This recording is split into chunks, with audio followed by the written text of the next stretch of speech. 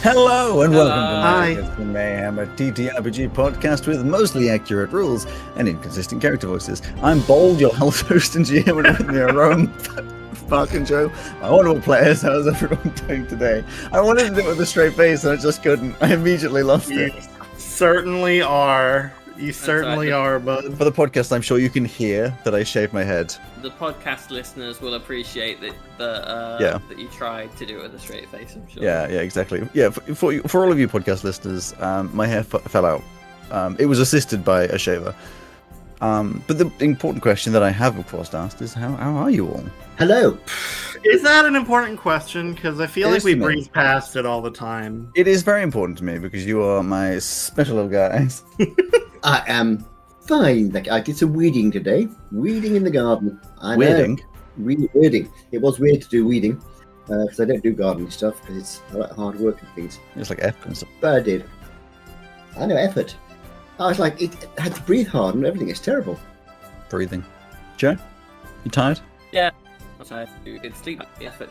I end up having tired. So important. I'm tired. Yeah, cool. We heard none of that because you were just a No. robot. Rowan, you're distracted?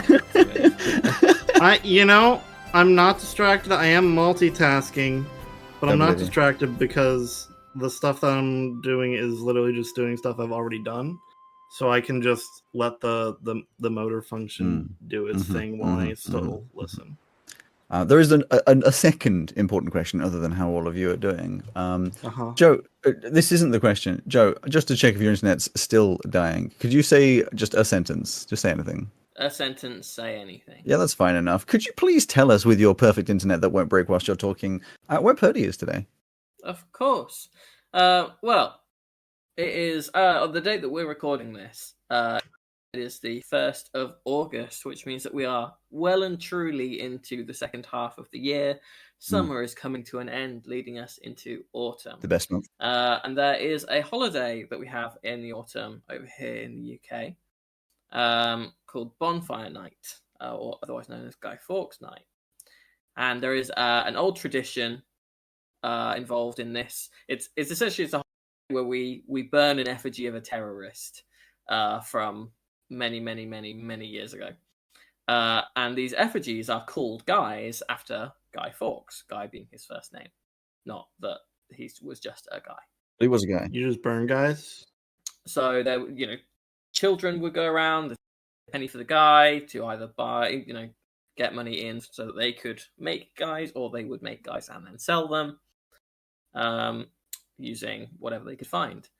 Purdy, being a traditionalist at heart, has taken what she can find, which is Alex's hair, currently fashioning it into a guy to burn on Guy Fawkes Night in the coming season. The reason why she's starting this early is because Alex didn't have loads of hair, so she's having to be really careful about how she braids it and glues it so that she can get a proper guy out of it. I mean, my hair was very long for that bun. Yeah, it's still In one pla- head of hair though. In places. Exactly. It's a lot. It's quite difficult, yeah. As an aside, as several of you know, or may not, my brother's name is Guy, and he entirely hates the beginning of November because every single year somebody says, "Oh, Guy, let's throw you on the fire then." And he goes, "Ha ha, I never heard that one before." If it makes you feel better, Alex, I don't know if you'll bleep this out as it involves a last name. If you want to tell him this, if it makes him feel better, but every I get someone, if that makes him feel better, feel free to tell him. It probably will, actually. I'll pass it on. Yeah, and most months of the year, people just ask me why I'm such an asshole. So we do have the recap. We'll be asking you a lot this autumn if your head's cold. I'm gonna get a set of beanies, and I want to get beanies that are interesting and not just ones that have a random logo on the front. You should get ones that have fake hair. I will do. You interrupted the recap. You didn't tell us you were starting it. I thought we were just conversing. I'm going to mute myself now. I mean, it was kind of fair that you wouldn't. Hey there, TR51 here with a handy-dandy recap, giving you all the hot goss on the doings and don'tings of the crew of the Tainted Treant. Where to start? Well, first, they went into the Opal, which is the fancy restaurant owned by Ben Richito Monjas V, who is a famous chef apparently. Our faithful Captain Monty went over and talked to the chefman and told him he owns a cargo ship, and the chefman offered him a job, sort of. The chefman said he needs to leave for a few days and they should talk more when he gets back. Oh, and he gave them their very expensive meal for free. So the crew came back to the ship. That was my favorite part. And Pesto started talking all funny about some robot stuff that I did not understand. It made me very happy. So after they were given such nice treatment by the chefman, they decided the nicest thing they could do was break into his house. I think this is how humanoids show friendship to each other, so I made sure to break into Pesto's stuff whilst they were out, to make sure they know I am their friend. They searched around the chefman's house for a while and found nothing, but then they found something. The basement entrances were all blocked off, which is odd, and also they found a journal in the office that talked about needing 4 of something, 3 in the house, 1 in the chefman's pockets. They also found a dream journal, which had a recount of a nightmare involving Zero Cash in it. I wish I could dream. They also showed more friendship by stealing the jewels from the chefman's safe. They must be really good friends.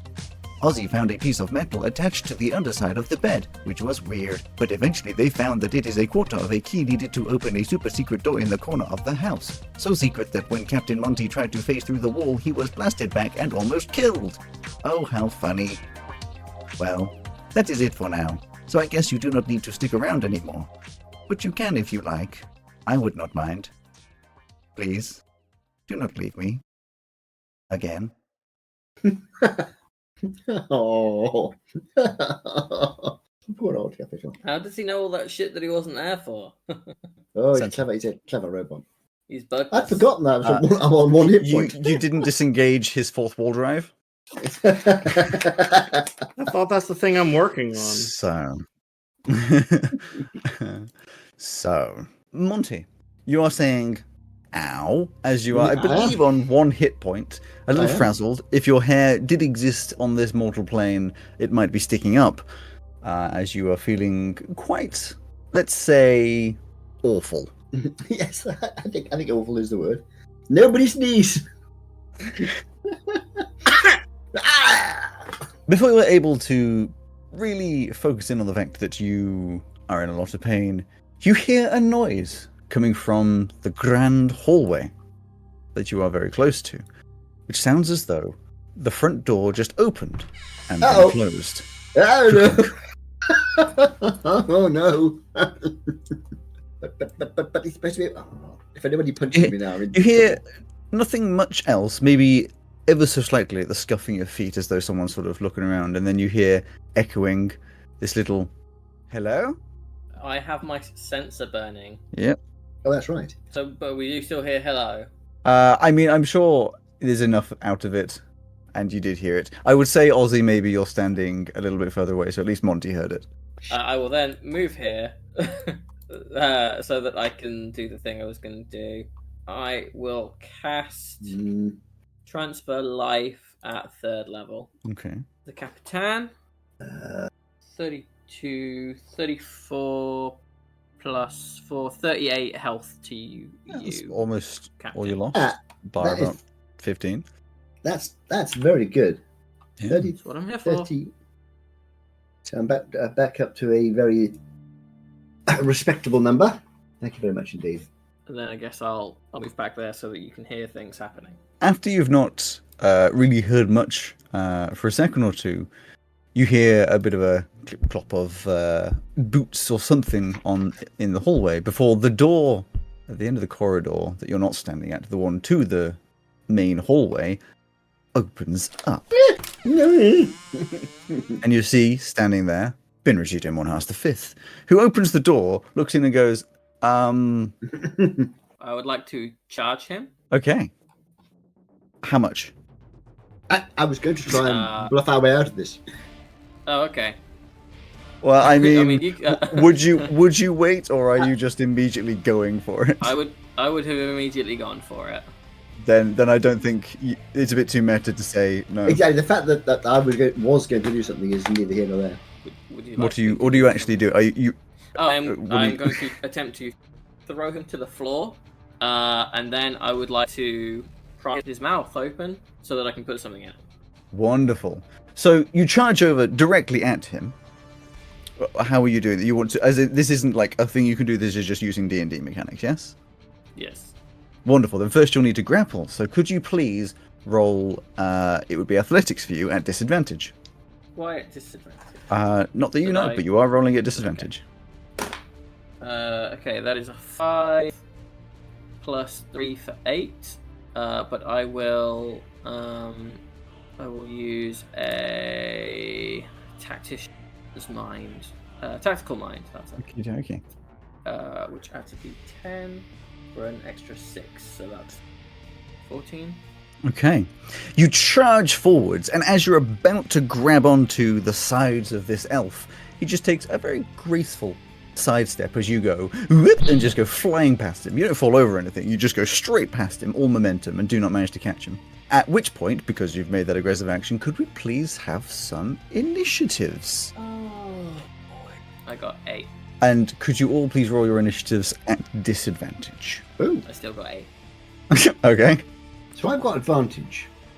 Which means I just... I mean, the way I've always done it Something tells me we're going to need a lot of 3d20s. is roll the 3 and take the mid list. Okay, I can do that. We should probably have 3d20s on deck for this whole encounter. Why ever would you believe that? Oh, I don't know. That was a 21. I guess if his luck manifestation is just every action taken against him is at disadvantage, that would make sense. Righty. Monty, did you just say a number? I wasn't paying attention. I said 21. 20. With... Oh, I guess it's the middle list, isn't it? And Pesta? 7. Okay. So, Monty, you do end up being first. That's not necessarily a good thing, because I don't know what I'm going to do. Hang on, I've got my thing of thingy, haven't I? Which gives me an advantage on my thingy. So helpful, the words you just said. Yeah. You've got a thingy that's a thingy on your thingy. I've got my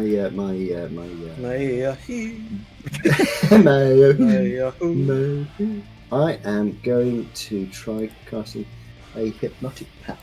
Righty. So, what would you like me to roll? Wisdom? It's wisdom. I didn't realise that. Yes. Okay. I may have to rethink this. Sorry, because it's anybody who can see it. I was planning to cast it around the corner. That means obviously you'll see it as well. It's anyone who can see it within a range, though. Like It I believe says- it's a square. It's a 30-foot cube. Yeah. Quite big. So you either have to cast it in... Yeah, so it would be stopped by the walls, I would imagine.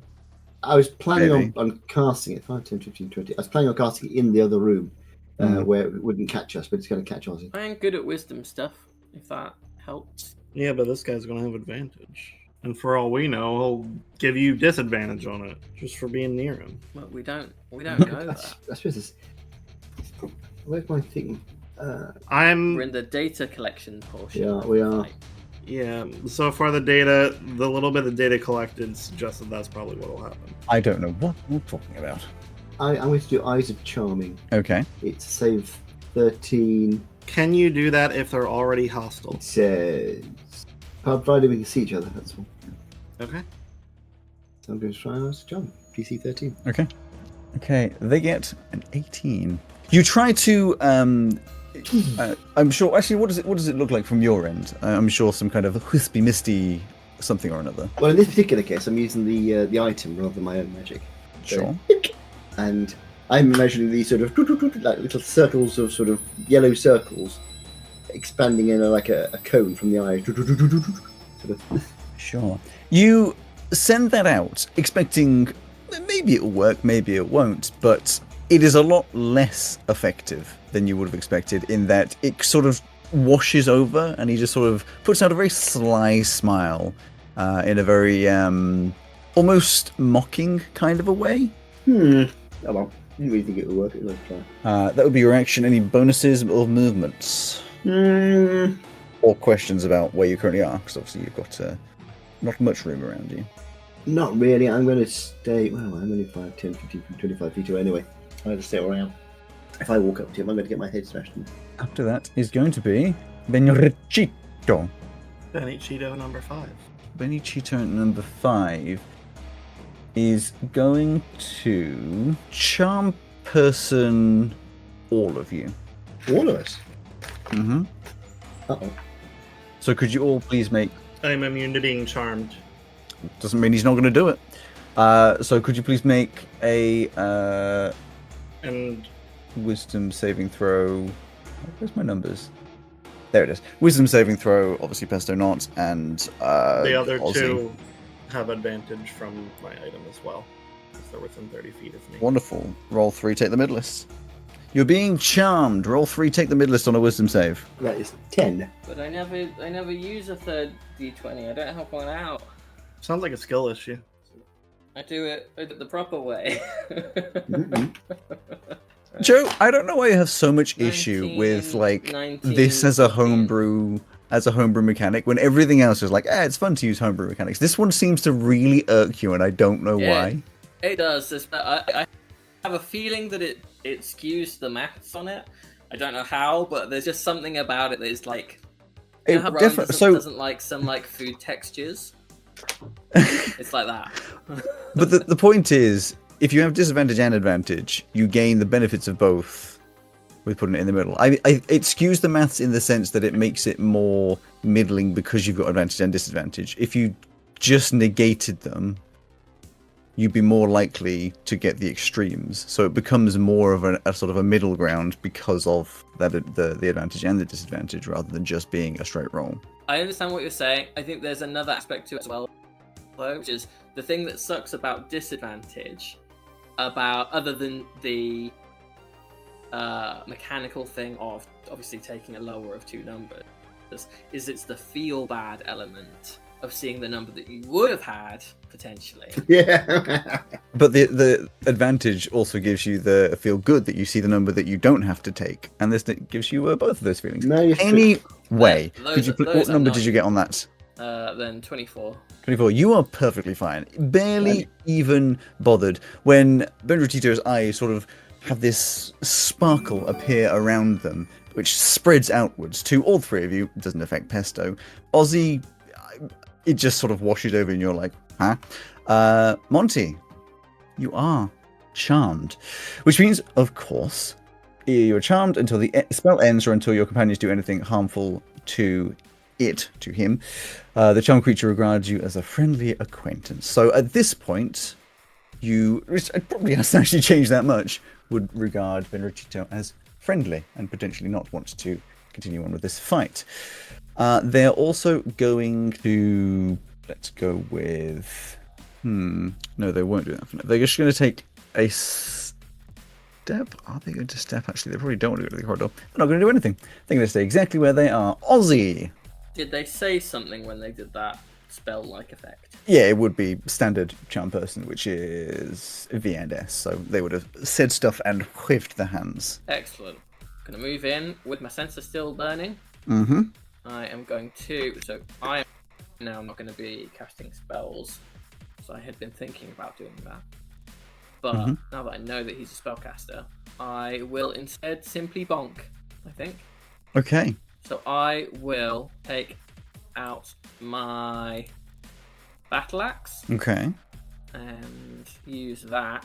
Do I have disadvantage to attack him? Yes. I'm intending this to be non-lethal Okie dokie. for any purposes that involves. You will non-lethally swing your axe at his face. Yeah, I'm using the back of it or like the side of it. So that is 15 to hit. Do you have things that you need me to not say whether it hits or not? I'll say that in a much less confusing way.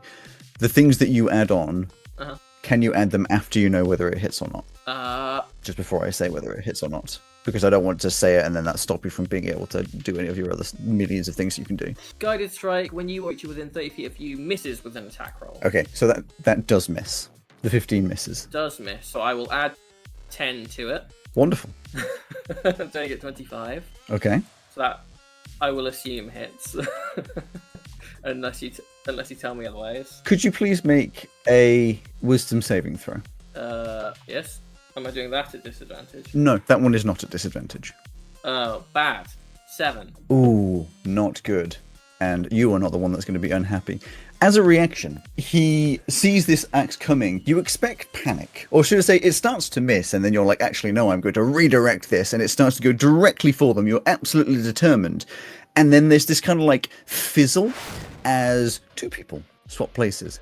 That being Ben Rachito and Pesto. Your wisdom saving throw was to see whether or not you could pull that. You unfortunately hit Pesto square in the side. If I could what that? Pull it, as in like realize what happened and then not hit Pesto. Oh, I see. Unfortunately, your 7 did not pass. Okie dokie. So that is presumably hitting Pesto. Yes. Then. So if I can cast Silvery Barb as a reaction? Silvery Barbs is a reaction, so yes, you could react after the reaction to make a reroll. It's a reaction for when something succeeds. That's right. So you have if you make a reroll, it would still have +10. Unless you're doing it on... is it when something succeeds or fails? It says...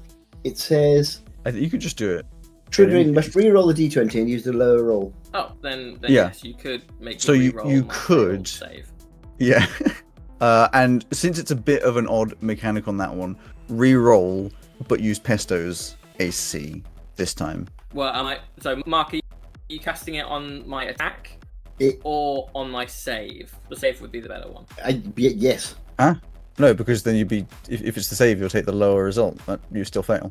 Silvery Barbs isn't the lower result, it's just the second result. Is it? It's not an imposing of disadvantage, it's rolling it again. Yeah, it says use the lower roll. Does it? Yeah, it does. Which I think means you've been doing it wrong every time, Joe. Almost certainly. I'm very surprised. I thought it had the drawback of you could potentially get a... It says you magically distract the triggering creature and turn its momentary uncertainty... Yeah, Silvery Barbs is the lower roll. That's into standard D&D. For another creature. No roll. Is it really? And you can then choose a different creature who gets an advantage on the next roll. So it wouldn't do any advantage doing it on the wisdom save, but you would gain an advantage if you... Well, not an advantage in D&D terms, as in it would be helpful if you did Silvery Barbs on the attack. Actually, if it depends. If the reaction happens immediately on the attack, then... but it wouldn't. You would then have been able to give me advantage. On the save. But I wouldn't have done it on the attack. Exactly. If it wasn't against Pesto. So your reaction will come after this swap. So basically I'm going to... Are you doing Silvery Barbs on the attack on Pesto? It would have to be on the attack, and the idea is I'm hoping that the attack will be lower and it won't do as much damage or me. Okay. So you cast Silvery Barbs. Ozzy? Re-roll. That will still definitely hit. Okay. Unfortunately, after all of that, you still hit Pesto.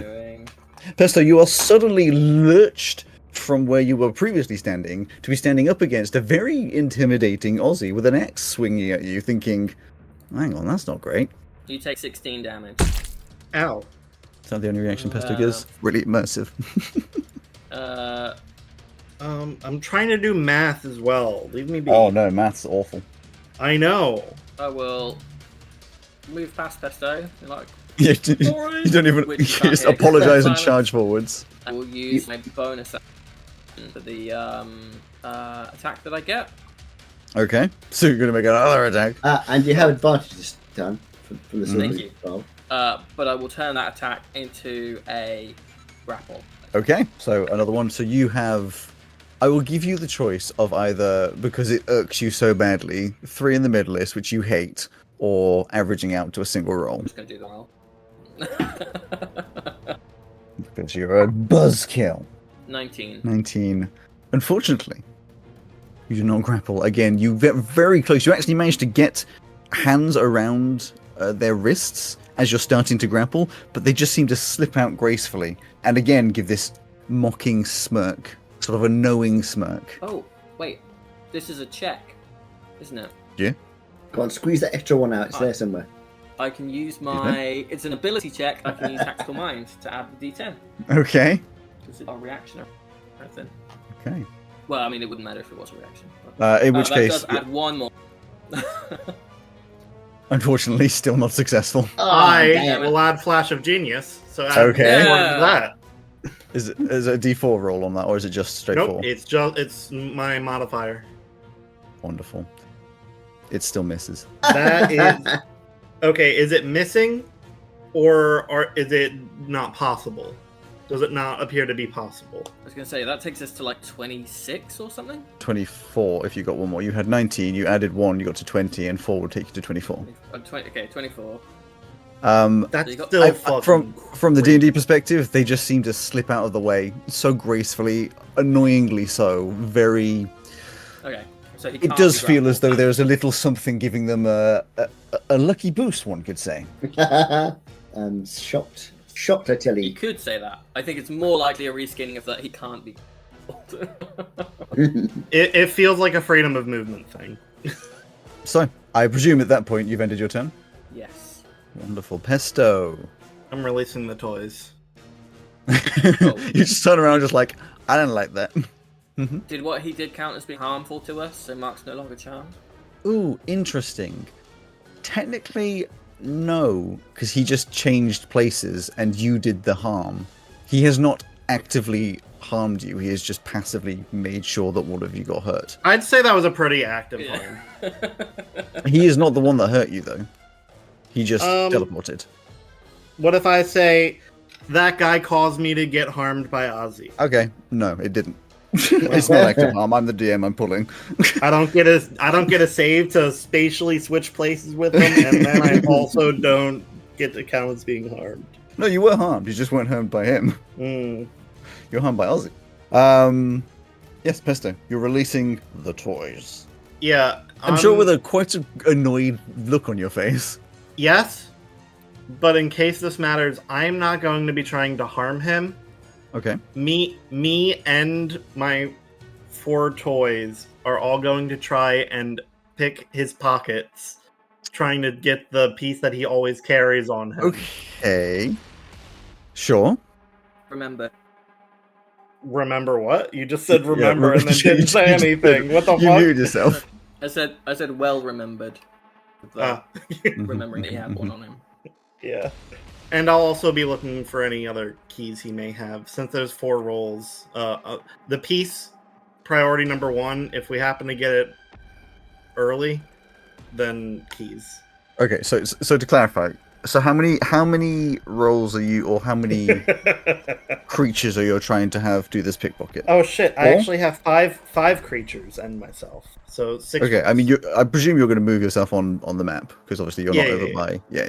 So 5 creatures being 4 of your toys, 1 homunculus, and you. Yes. So that's 6. Okay.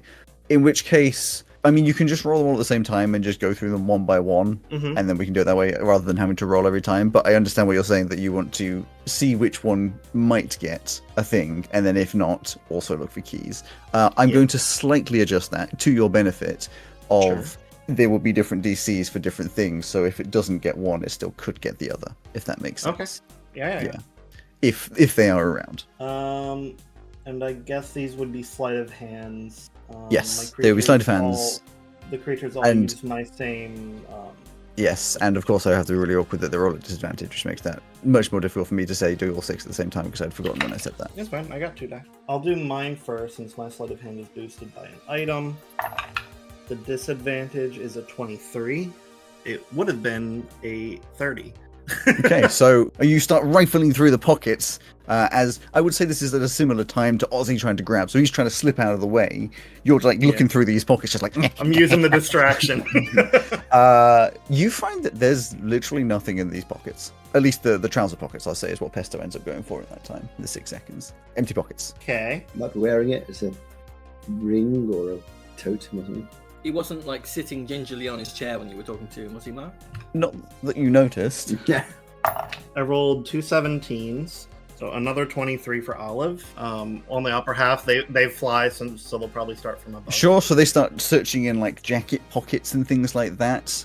They do not find anything in those pockets either. Seemingly so far, this person has come with nothing. There's a physicality to them, right? Yeah, no, you're physically getting it. Like, these are just empty pockets. It's not like, oh, it's weird magic. No, it's just they're empty pockets. They're not holding anything so far. Okay. Next up would be like inside pockets. Yeah, like on a jacket, inside pockets. The outside that goes inside? no,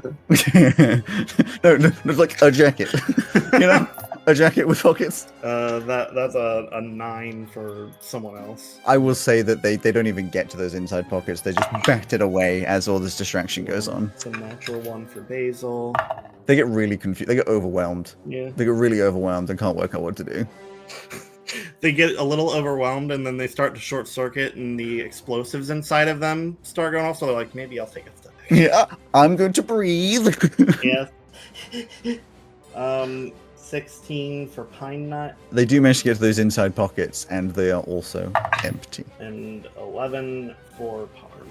Palm would then at that point just be searching the rest of the clothing. There are no like hidden pockets that they can find. There are no secret compartments or anything. No like nothing by the boots. This person appears to be just wearing the clothes that they're wearing. Nothing in the pockets. They came unarmed, unanythinged while they're robed. Well, I don't think I have anything else I can do. Okay. I think we've learned that this guy isn't a real chef. 30 years Yeah. of Western media and the occasional bit of Eastern media has taught me any chef involved in some sort of cartoony, outrageous fight is always carrying knife throwing at people. True. So, I agree. They're always throwing Or is carrying. at people. they're always carrying chef's knives to throw at people. They are, and a great big the meat Cleaver. cleaver thing. Actually, Sanji One Piece doesn't carry Yeah, knives. he got them legs. Yeah, he makes a point to not carry knives. His son's knives. Monty! I'm going to. So remember, you are currently under. I am. Ah, Ben, lovely to see you. Lovely place you've got here. Have you been? We need to have that little chat you were talking about. Doing some business together. Wonderful. I'm sure we could do. I'm sure we could do business. And because I want to do business with him, I want to try and persuade him that we should do business. Sure, you're going to automatically fail the persuasion roll because as you're talking, you see him go, huh? Because he's inside of the silent circle and has no idea what you're saying. Oh yeah, of course. I'm so helpful. He's turned around and you start talking, and then because it's muffled, you see him go, huh? So look around and then look at you and just be like, what? I just sort of put my thumb there and wave. It's a very confused look back. That won't count as your action because it's just talking. So I mean, it's not a lot I'm going to do really. I mean, I could. I'll walk towards you and my hand out to shake hands. I mean, you're already standing next to him, but yes, you could put out your hand to shake hands. I'll endeavor. It is. I'm going to endeavour to take his hand, to shake his hand, which will accidentally, of course, stop him from doing any spell that he's using his hands. But that's not what I'm going for. I want to shake his hand. Mm-hmm. I imagine he will try and avoid that. No. So, his turn. He takes your hand in a little handshake, but rather than going for the hand, he ends up grabbing your wrist. And this is flair rather than an actual grapple. Uses it to pull. Actually, no, it would need to because there would be something on that. Okay, yeah. So there's multiple things going to happen here. You are friendly, actually. So I would imagine you'd be happy with him walking through your space. You can walk through friendly spaces. So he's going to use that to step through with the handshake to this corner. At which point Ozzy would most likely take an opportunity attack. If I am allowed. I'm not sure why you wouldn't be, unless you can think of a reason. I don't know. You were saying it weirdly, so I just thought I would. No, what I meant, I was He's going trying to to play say. us so you kill me. No, what I was going to say is he can't go into that corner because it would end up going through enemy spaces. But because he's friendly with Monty currently with the charming, he can step through that space and stand in the corner. So therefore, you will get the opportunity attack. Cool. Disadvantage. Yes, I will not attempt to grapple, but I will still try and hit him with my battle axe. Okay. Me battle axe. That's 3 plus 7 for 10. I'm going to assume that fails and add another 10 to it. Okay, so that's a 20. Mhm. For the first time, you do actually hit. You can see, it's almost as though, like, when you go to swing, you realize, you're fairly, like, battle-minded. You're quite smart in that kind of a sense. As you're swinging, you realize, as you felt from last time, it's almost as though the reason you missed there is because your axe was trying to, like, go in the wrong place. So you adjust so that you go into the right place, and therefore do just clip the back of him as he's stepping away. So he will take, to begin with, 10 damage. Of course. And then... And says, as you stab him in the back. Seems very confused by the fact that you actually managed to touch him. I will make that a... Well, first I will use the toppling maneuver. Okay. So could he make a con save, please? Of course. That will be a 19.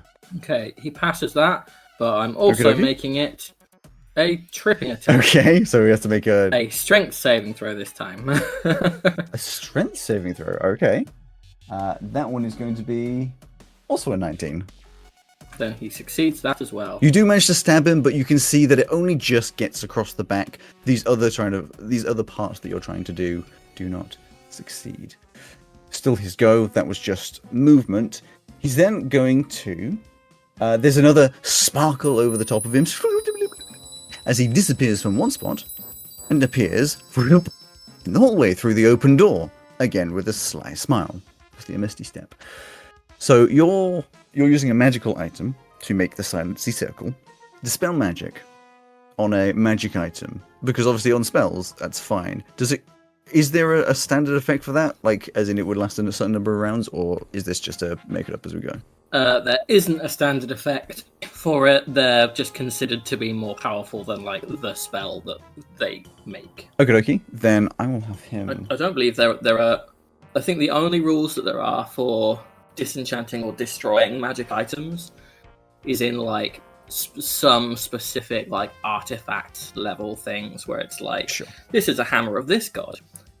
Throw it in the lava mountain home of this god for 30 days, sure, and then spill the tears of a dragon on it, or shit like that. Sure. In which case, home rules. He's going to do dispel magic. So this sort of motive sparkles sort of go towards you and twinkle over you, and I'll roll for it. It's going to be a nice high number. 7 rounds. It's going to be dispelled for. Wow. As the silence fizzles out. Hockey donkey. That, of course, makes up his turn. Ozzy, your turn. Someone will write that down so that we can use it later. Yeah, I'm happy for dispel magic on magical items to be. I don't think it's coming back during this fight. No, I think Joe just meant the mechanic of dispelling magic on magical items. Yes. Which I think is a reasonable mechanic to add in.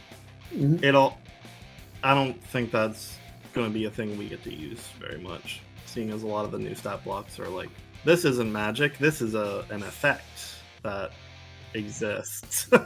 Yes. But think about how many like ships and magic doors and stuff we come across. Yeah. Potentially. We'll approach it each bit by bit. Like, hello, Skyship. Dispel magic. So, Ozzy, you possibly emboldened by the idea that you did actually manage to touch them, which means they are... firstly, they are there, and secondly, they are hittable despite all of the bullshit around them that is apparently making them very difficult to hit. Rowan, I feel like you as a fellow pet owner will have an idea of a word that I want. Is there a word for when, like, a dog or a cat, like, lies on their back, waiting for, like, scratches or something? Asking for belly rubs? Yeah, belly up. Is there, like... Is belly up one word? Is it hyphenated? I don't you're going to do command. That was what my thinking, but I don't. Right. Don't know if there's a. If you're looking for a command, I'd say roll over. That's 2 words. But roll over's 1 word. How about recline? Relax. You don't have to be on your back to recline. You do, because supine is on your front, recline's on your back. Oh, I think I've learned something. Yeah, Dad's saying it not in the term of someone actively reclining, as in the term reclined. Recline means lie on your back. Yeah. Oh, okay. In that case, I will cast Pecking Order. Pecking Order? What is that actually? Command. Okay. I like renaming my stuff. It's No, that's fine. I just got to confirm what it is. And my command will be to recline. Wisdom saving throw. 18. 5 million. 18. He has. Wonderful. You shout out recline, which echoes through the hallways and washes over, a little breeze making his hair sort of flitter slightly as he once again gives you that little smile. And this time doesn't speak yet, but does. And I know this will piss off Rowan, not necessarily piss off Rowan more than anything, just a little tut and a little finger wag. So, somewhere in here was his little pet lizard thing, wasn't it? yes, so it was in this corner of the, so where this plant is, in the greenhouse, in the bottom right corner, the southeast corner. That's going to be a full turn. It would take a while to get over there, yes.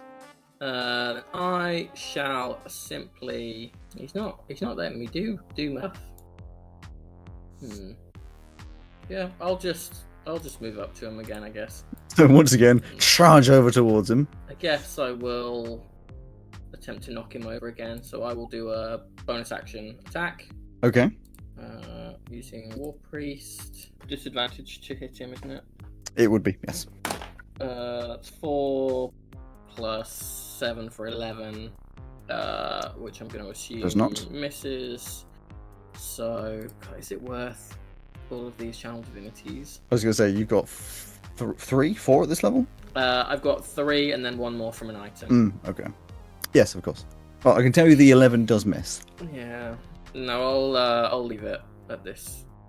Okay. You swing again and he just steps out of the way gracefully. Okay, that's me done. Pesto, you and all of your crew, your gang, the Clockwork Gang, what you doing? Oh, not enjoying the can't do anything to me, man. You have hit him. You must have something. To be fair, you were successful with most of your pickety pockets. Just there was nothing in those pockets. That's often how my successes go. It's like, you did it.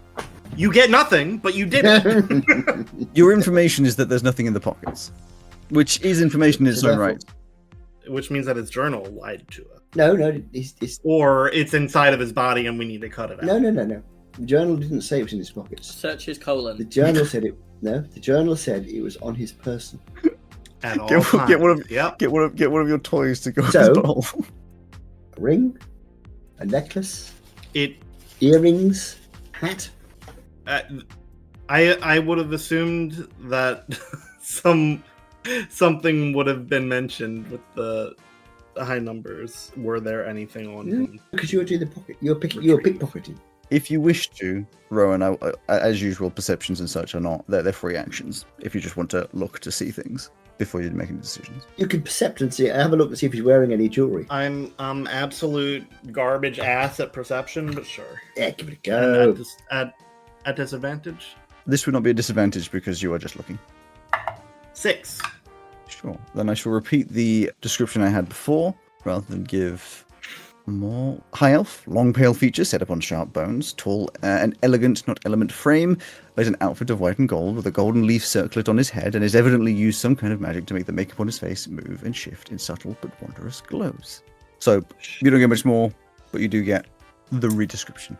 Alright, guess we'll try again and hope that it's not a wasted turn. We'll try to get literally anything that can come off of his body, including in clothes? a single swipe. Circlet? If it can come off in a single swipe without much fuss, it's going. Starting with the circlet. Sure. His trousers. He's got tearaway pants. If they're tearaway pants, they're coming off. I mean, have you seen this guy? It seems likely he'd be wearing some tearaway clothes. They might be. It would be funny though, because that would have to put him off in the middle of a battle if he was fighting. Suddenly, all his clothes and That's a power you need to work on, making other things phase. So, Monty, when objects phase, so you can just charge at them and grab their clothes and just move away, just naked in the middle of battle. 18 and 15 plus 11, 26. So this is the first. The circlet. And I'm assuming you did that with disadvantage, hence you said the 2 numbers. Yes. 26 for the circlet. I mean, I'm assuming this will be what's it that flies? Oh my god, forgotten already. No, it's pesto. This is my plus 11 one. Sure, fine. Then you just run forward, clamber up the back of Ozzy, jump outwards from behind. You see Benrigito, this smile cracking just slightly for a second, just as you're suddenly there, this fucking rabid raccoon. As you, I'm gonna give flair, and you can tell me if I'm wrong. You flip over, grab the circuit as you jump over and land on the other side. Mm-hmm. Yes. You have the circlet in your hands. You see immediately panic in his eyes as he turns around and looks at you. That flickers for a second before turning to anger. I throw it in the bag of holding. Sure. In a different plane of existence. For now. And you know what? Since that he has no poker face, I'll have the other 5 attack. Sure. Still at disadvantage, I'm assuming. Yes, still all at disadvantage. Um, Are you matching Ozzy's non-lethal, or are you not bothered? no, he's pissed me off. He's dying. Ooh, that I threw that outside of the tray. Olive, what is your thing? +8. That is a 10 to hit with that. That won't hit. Then the toys. Got, The toys. that is a 22 to hit. 22 does hit. And then a 23. To hit, you're not doing damage yet. No, I'm doing all my to hits. Wonderful. 23 hits. And then a 17. Does hit. Okay, and last one, harm. These roll with disadvantage. These are high 24. rolls. I know. One of them 24. has been consistently like 16 and up, and the other one's normally I was like. going to say that 1 for 10, 4 12. disadvantage rolls to get everything above a 17 is crazy. That's 4 hits, buddy. Wonderful. On the plus side, You have sharp, you have sharp, on the you plus have side, sharp. Monty starts playing his viol. Well, you might be a little concerned because you're like, but this is a friend of ours. Well, at the moment they're in the other room, so I'm in this room. I say, chaps, how's it going out there? 26 total. 26. They just start tearing at him. You can see they are trying, like this magical, invisible, but this magical aura is trying to stop them from hitting. But like, I think that little break in his concentration or whatever it was, that anger at you, has in some way meant that they are just able to start tearing. His legs are bleeding. He's got marks. His clothes start getting torn up. Circlet gone. His hair's messed up a little bit in his face. Wonderful. That would be everything you're doing? I will also take a step back. Okay. Monty, it is your turn. I will walk over to the door and say, chaps, why are you being so horrible to Ben? He was going to work with us. Can't we all be friends? Ben, you want to work with me. I know you. Now this is when I'm going to try and use my persuasion, because I want to try and persuade him to work with us. Ben, you want to work with us. You want to be friends with us. I know you do.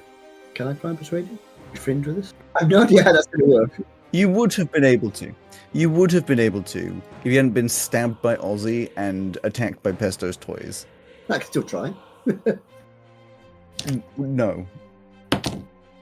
Oh, it's a natural 20 as well. 31. But you didn't get that Very, wrong. So very persuasive. it's nice. As much as that would have persuaded anybody else, when you stab someone, it tends to make them less persuadable. That would have, that's a, come on, he's got to at least waver for a second before he goes, no, he just got my trousers off.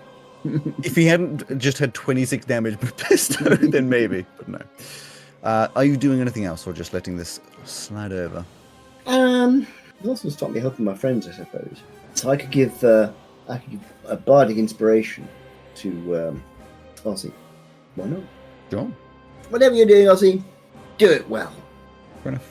Ben Richito's turn is going to, once again, twinkly twinkle, magic himself disappears over to the south end of this big hallway. Somebody and then is punch me. going to, you know what? I don't think it's going to matter in just a second. He moves his hands around and obviously is casting a spell. These twinkles turn into sparks, from a sparkler, on fireworks sparkler type thing that he casts towards you. It lands somewhere around in the center of you as a fireball explodes in the middle of his hallway. Could you please make dexterity saving throws at disadvantage? At disadvantage? Yes. As you see this, now this face is wavered. There are no longer smiles. This is just frustration and anger. 30, 20. 3. That is indeed a failure. Father, Sorry, that's a 16, not a dirty 20. I looked at the wrong stat. that's fine. Okay. I got 15. Okay. So both Pesto and Monty, you save. Obviously, unfortunately, Ozzy, you do not, which means you're going to be taking, well, you're all going to be taking, but those are going to take half, unless any of you are resistant. Oh, hold on. I have to roll for the toys, but they all have evasion. I'll roll this in the meantime. Ozzy, you're going to take 31 fiery damage. Pesto and Monty, you're going to take 15 fiery damage, and depending on Rowan, don't bother telling me the numbers.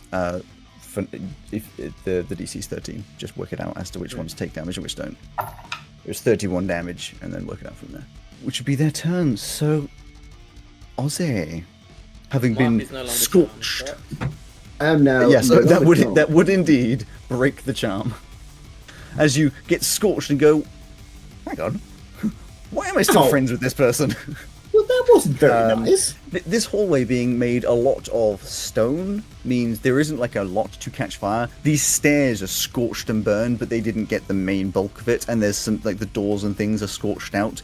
Nothing has caught fire drastically. There's a couple little, like, embers and sparks still, but it's mostly just blackened. Like, this sigil on the ground is no longer visible. The front door and all the walls and a lot of the paintings, the canvases have definitely disappeared as everything's just exploded into this fire. And we don't have any clue yet on an item around or on his person.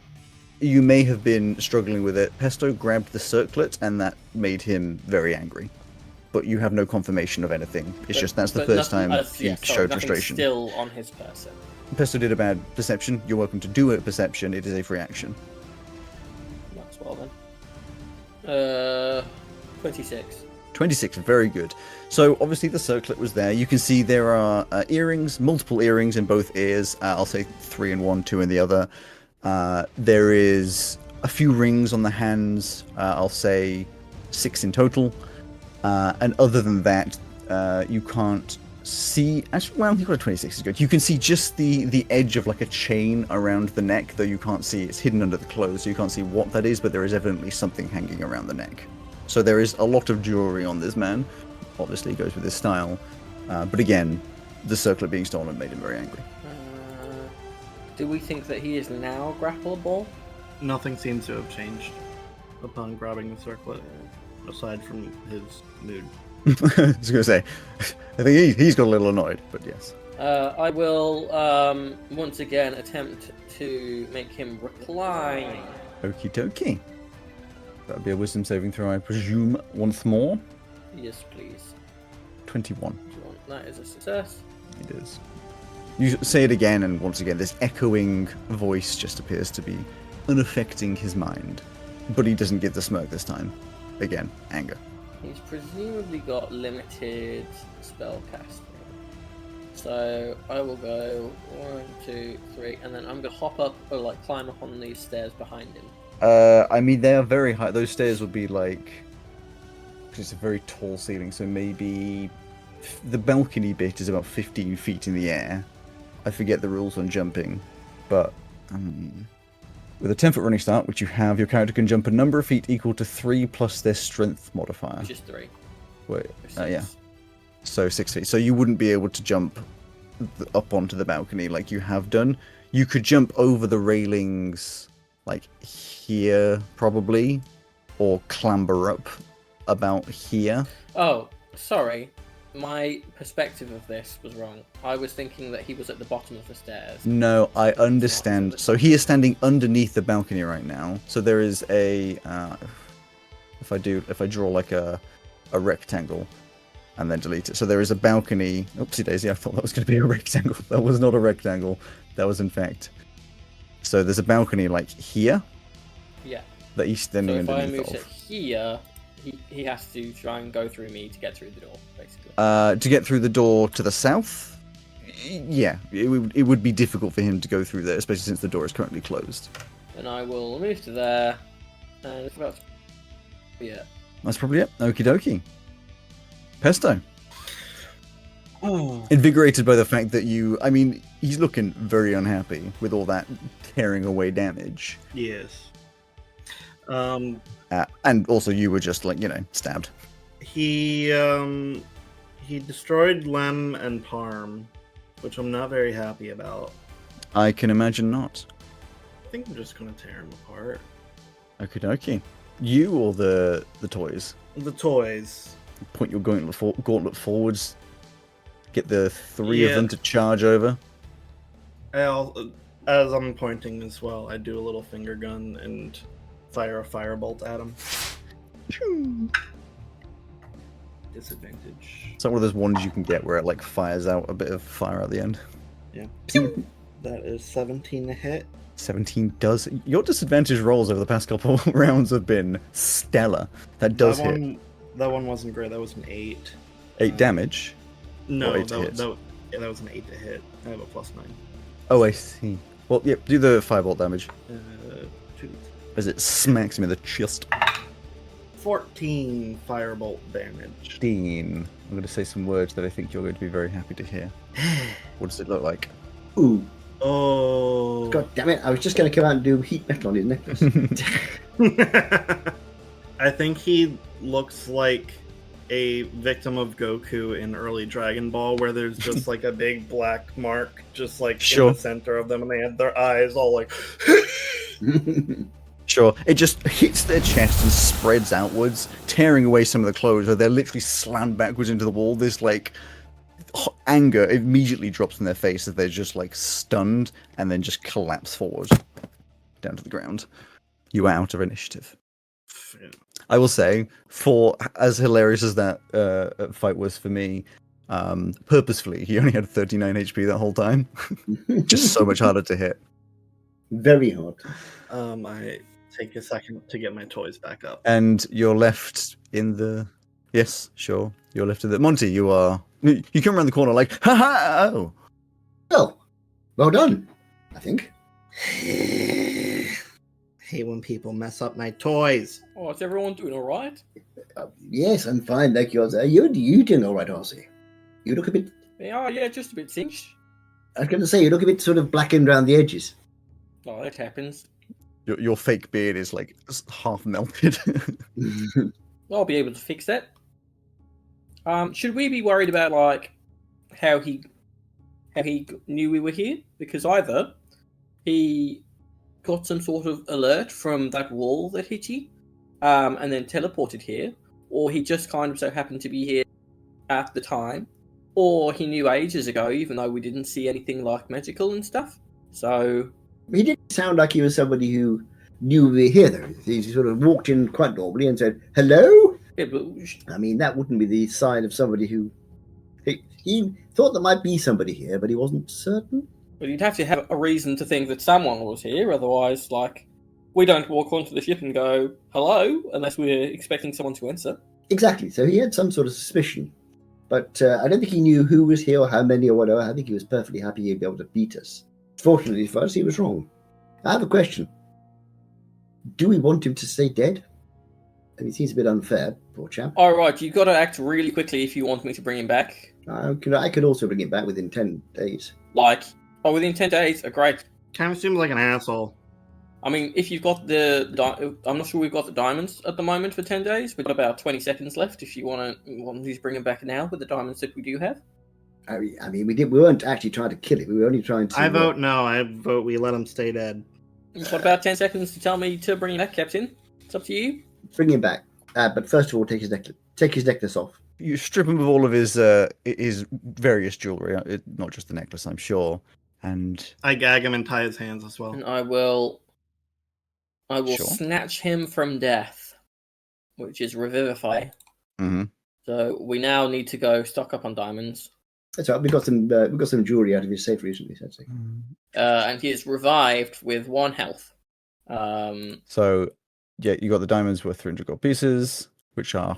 What does it look like? It would look like Ozzy... The soul being dragged back from hell. Yeah, Ozzy, like, reaching into his pack, grabbing out the diamonds quickly. He probably keeps them on his person because this is like a... In his eyeball. in case of emergency cast spell. So yeah, he takes out one of his eyes, gets out of his little diamond dispenser, puts his eye back in. Hand glowing green crushes the diamonds in a fist as he like waves his fist over the body, And then, you know how in the second Matrix movie, Neo puts his hand like inside of Trinity to restart her heart? Oh, yeah. Looks Like that. kind of like that. So his hand kind of presses down on Ben's chest as though he's giving CPR, but he just keeps pushing it down until he's like further than an elbow in, like further than past the floor would be. Okay. But seems to latch onto something and fucking pulls the guy's spirit out from whatever thing as it's like screaming, crying, vomiting, ectoplasm everywhere. Slams it, brings it out of the floor and out of his body, and then slams it back into his body. The soul is frustratingly graceful. But yes, you slam it back into the body, and he just sort of like, you see this, as where your hand was, it heals out a little bit this burn mark that was left by Pesto, and he just sort of...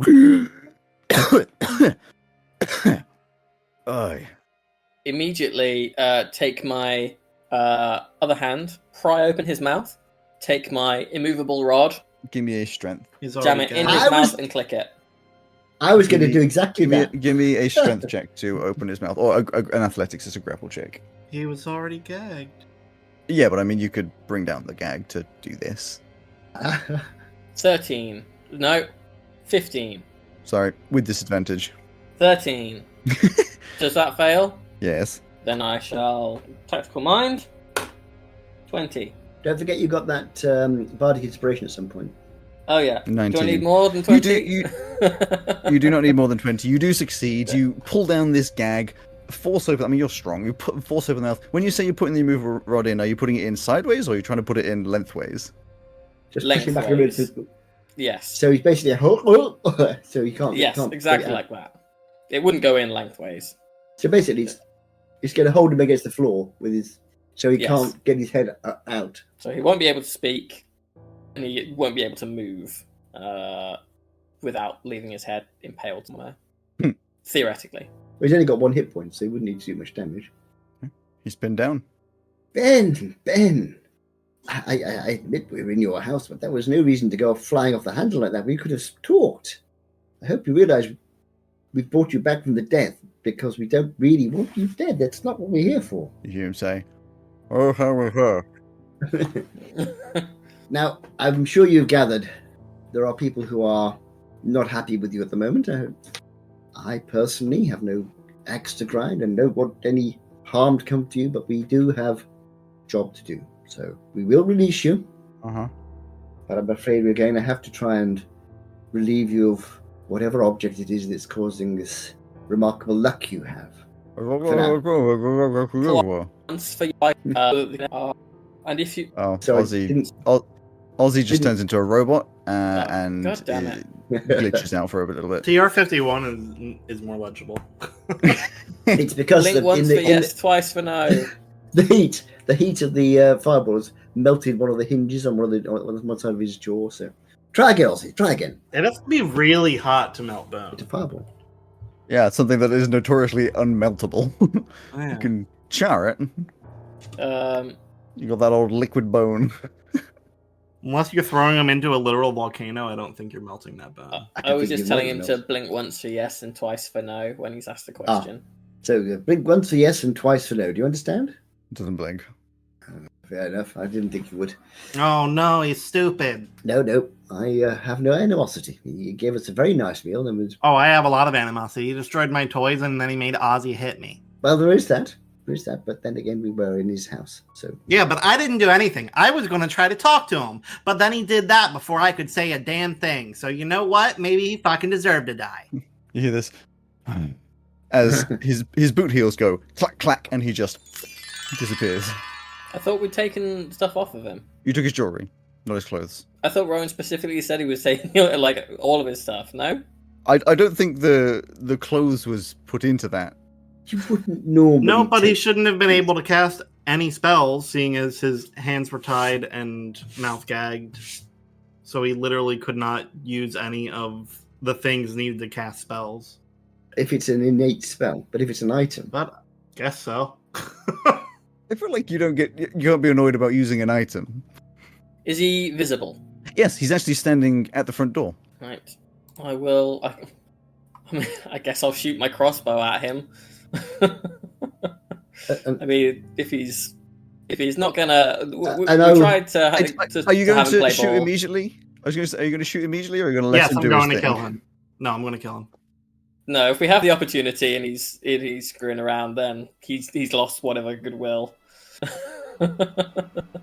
Well, he appears and starts to talk. If you're going to attack straight away, then obviously you wouldn't necessarily have the chance. He's the one being a dumbass here. We had already won, and now he's trying to get some power grab here. No, he's dying. You want to go first? Very odd perspective of things. Yeah. Well, you are closer on the map, Row, and then I would be to where he's reappearing. So if you want to go first, I will go after you. Yeah, I'll firebolt him. 19. At disadvantage. 10 and 13 for a 19. Sure. You firebolt him. As he's saying, you attack me first. He's dead again. God, we are efficient. That's good, isn't We it? did attack him first. I'm loving this. I'm loving this. This guy's an asshole. He tried to kill us. You attacked him first. He literally only did damage after you almost killed him. Yeah, Respawned, exactly. tried to talk to you, and you've killed him a second time. And he's the unreasonable one. I understand. Killed the same guy twice in 2 minutes. That's got to be a new record. Do you have any more diamonds? Yeah, sorry for the waste of diamonds. No. Well, yes, but not enough. Did we get any diamonds out of that safe? Nope. You didn't get diamonds out of the safe. You got which I have it somewhere. It was other jewels that are expensive, but not diamonds. Fine amber Stuff and we black can- pearl. There you Stuff go. we can sell but not use. Well, unless they're specified. Let's take him with us, and I can do my 10-day one. Maybe get some diamonds together. I can talk to him tomorrow and stuff if you want. I wanted to talk to him today. You did talk to him today. Never mind. Got a big hole in his chest again. Right. I'll go and take the boots off. Yeah, so I was just gonna say, all right, let's just strip him. You're going to strip him naked. Yes. Yeah, we're gonna entirely strip him. Good lord, you guys are just. Tell you what, I know you're pirates, but morally grey goes to the end of it. You've killed him twice and made him naked. I will strip him while one of the other does detect magic for any of this other stuff that he's fucking got on him. Sure. Do I have to take much? I can't remember. I don't think I have. I've got dispel magic. Pesto has to take magic. He'd be over here, wouldn't he now? Other than the makeup, which is still moving around despite his death, only the boots have the magic to them. That on that chain that was around his neck, would it be by any chance another piece of the key? No, it's just like a fairly fancy amulet. It seems as though it's got a nice-ish jewel in the center, but obviously you'd have to do a bit Is of it diamond? investigation to find out what it is. I'm going to investigate the jewel. Sure. I'm going to find my investigation again. Was his circlet magic? It is currently in the bag of holding. If you pull it out, it is not magical, but you are welcome to do, obviously, investigations on it. That is an 18 on the investigation on the whatever the hell is it? Oh, the amulet. That's right. Amulet. Or around his neck. And the circlet? Yeah, I'll do that as well. Why not? I will roll for it. Okay, go. I mean, Pesto has it. Pesto, you take advantage of that. For reasons that will become evident. Take advantage of that. For reasons that become evident. Dirty 20. The chain, it is a diamond. And a relatively large one. Seems quite expensive.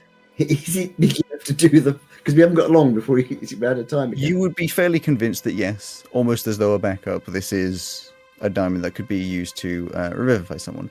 The circlet is not magical, but you're looking at it and you realize that hidden sort of within the leaves of this nice circlet are rather odd looking, like it joins weirdly, which you very quickly work out they're actually like hinges that aren't necessarily just like normal door hinges. They twist in other directions, and as you fiddle more and more, it eventually forms into a different shape, another quarter of that shape that you've been trying to fit together. We've got two of them now. Ozzy? How much is this diamond worth? The exact amount needed for Revivify. I was going to say, like, I know you need, it's 300 gold pieces for that. Like, you wouldn't know, but you would know. It looks very similar to the one that you just used. Give it a go. Okay. Pesto, try not to kill him again unless you absolutely have to. If he tries to assume some power in this whole thing where we're supposed to be in charge, then I'm going to kill him again. I mean, I can't do it now. It's been over a minute. Has it been over a minute? Well, we've stripped him, cast Yeah, a couple of I was spells, gonna say, looked at stuff. your dispel, not dispel magic, your detect magic, I believe, is ritual, isn't it? Mine is, yeah. Yeah, so it takes 10 minutes. So it's definitely been over. Oh, a yeah. minute. So I could do Raise Dead if the damage is worth 500. We have 400's worth. It depends how big the diamond was in his. You could cluster together 500 gold's worth of diamonds.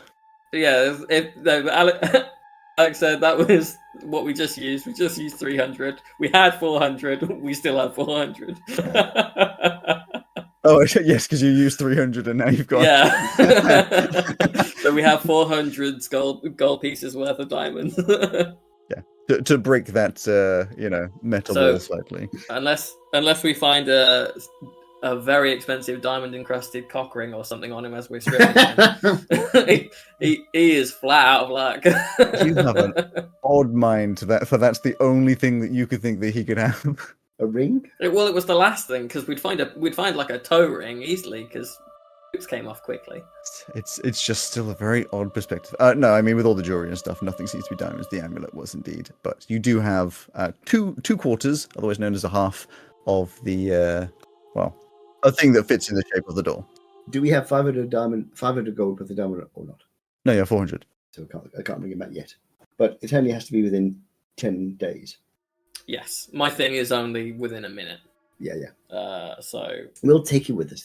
he got my one. I did my best. I was rather hoping he could help us find where the other two pieces were. Never mind. Bring him back inside. And on that doubly murderous and rather irrational I action, don't think it's irrational at all. No, I don't either. I don't think we're going to be getting any more free meals. I feel like this is the rather more macro version of stop hitting yourself whilst you grab someone and make them slap themselves. He just had to not run. That's all he had to do. He didn't run. He did. He teleported away. No, If you get beaten in a fight, you get pinned down. People pin you about as solidly as possible, and then you do a thing to get out of it. That is a hostile action. I'm going to say it is inherently not, but I'm going to say right now, if this was flipped and you guys were like, I'm tied down, but I got my boots and I get away and I killed you immediately, you'd be pissed off as hell with me. Yeah, but I don't understand it. Honestly. Oh dear. And here, Rowan, you were saying at the beginning of this, you couldn't play an evil character. The local chef who's just given us a free meal in his very expensive restaurant killed him twice in 10 minutes. I don't think we've done an evil thing here. I mean, I feel like he had plenty of opportunities to save himself. There is a lot of mental gymnastics to free yourself with guys here when he was nice to you, gave you free stuff, and then you broke into his house and then killed him and had the audacity to go, what an asshole, honestly. Yeah. How dare he come into his own house and question us as we attacked him? He's got to know when he's beaten. He's got to know the pecking order. Although I never attacked him first. no, Ozzy you didn't. did. That's true. That is true. you attacked him before he attacked any of Yeah, you. no, Ozzy did. Ozzy did. Yeah, you I- also attacked him. You also attacked him before he attacked any of you. Yeah, he charmed me, but he didn't actually attack me. The only damage he did was the fireball, which he did after you almost killed him. Oh, the charm person. He made Ozzy hit me though. That counts. That's doing damage Yeah. to me. Again, though, that is a defensive action on his part That get away. counts. That it's still combative. No, I mean, if I was somebody was swinging an axe at me and I had a way to get away from getting my head chopped off, I probably would take it. Since it's the only as a reaction, you can't misty step as a reaction. Then you also would have died, Mark.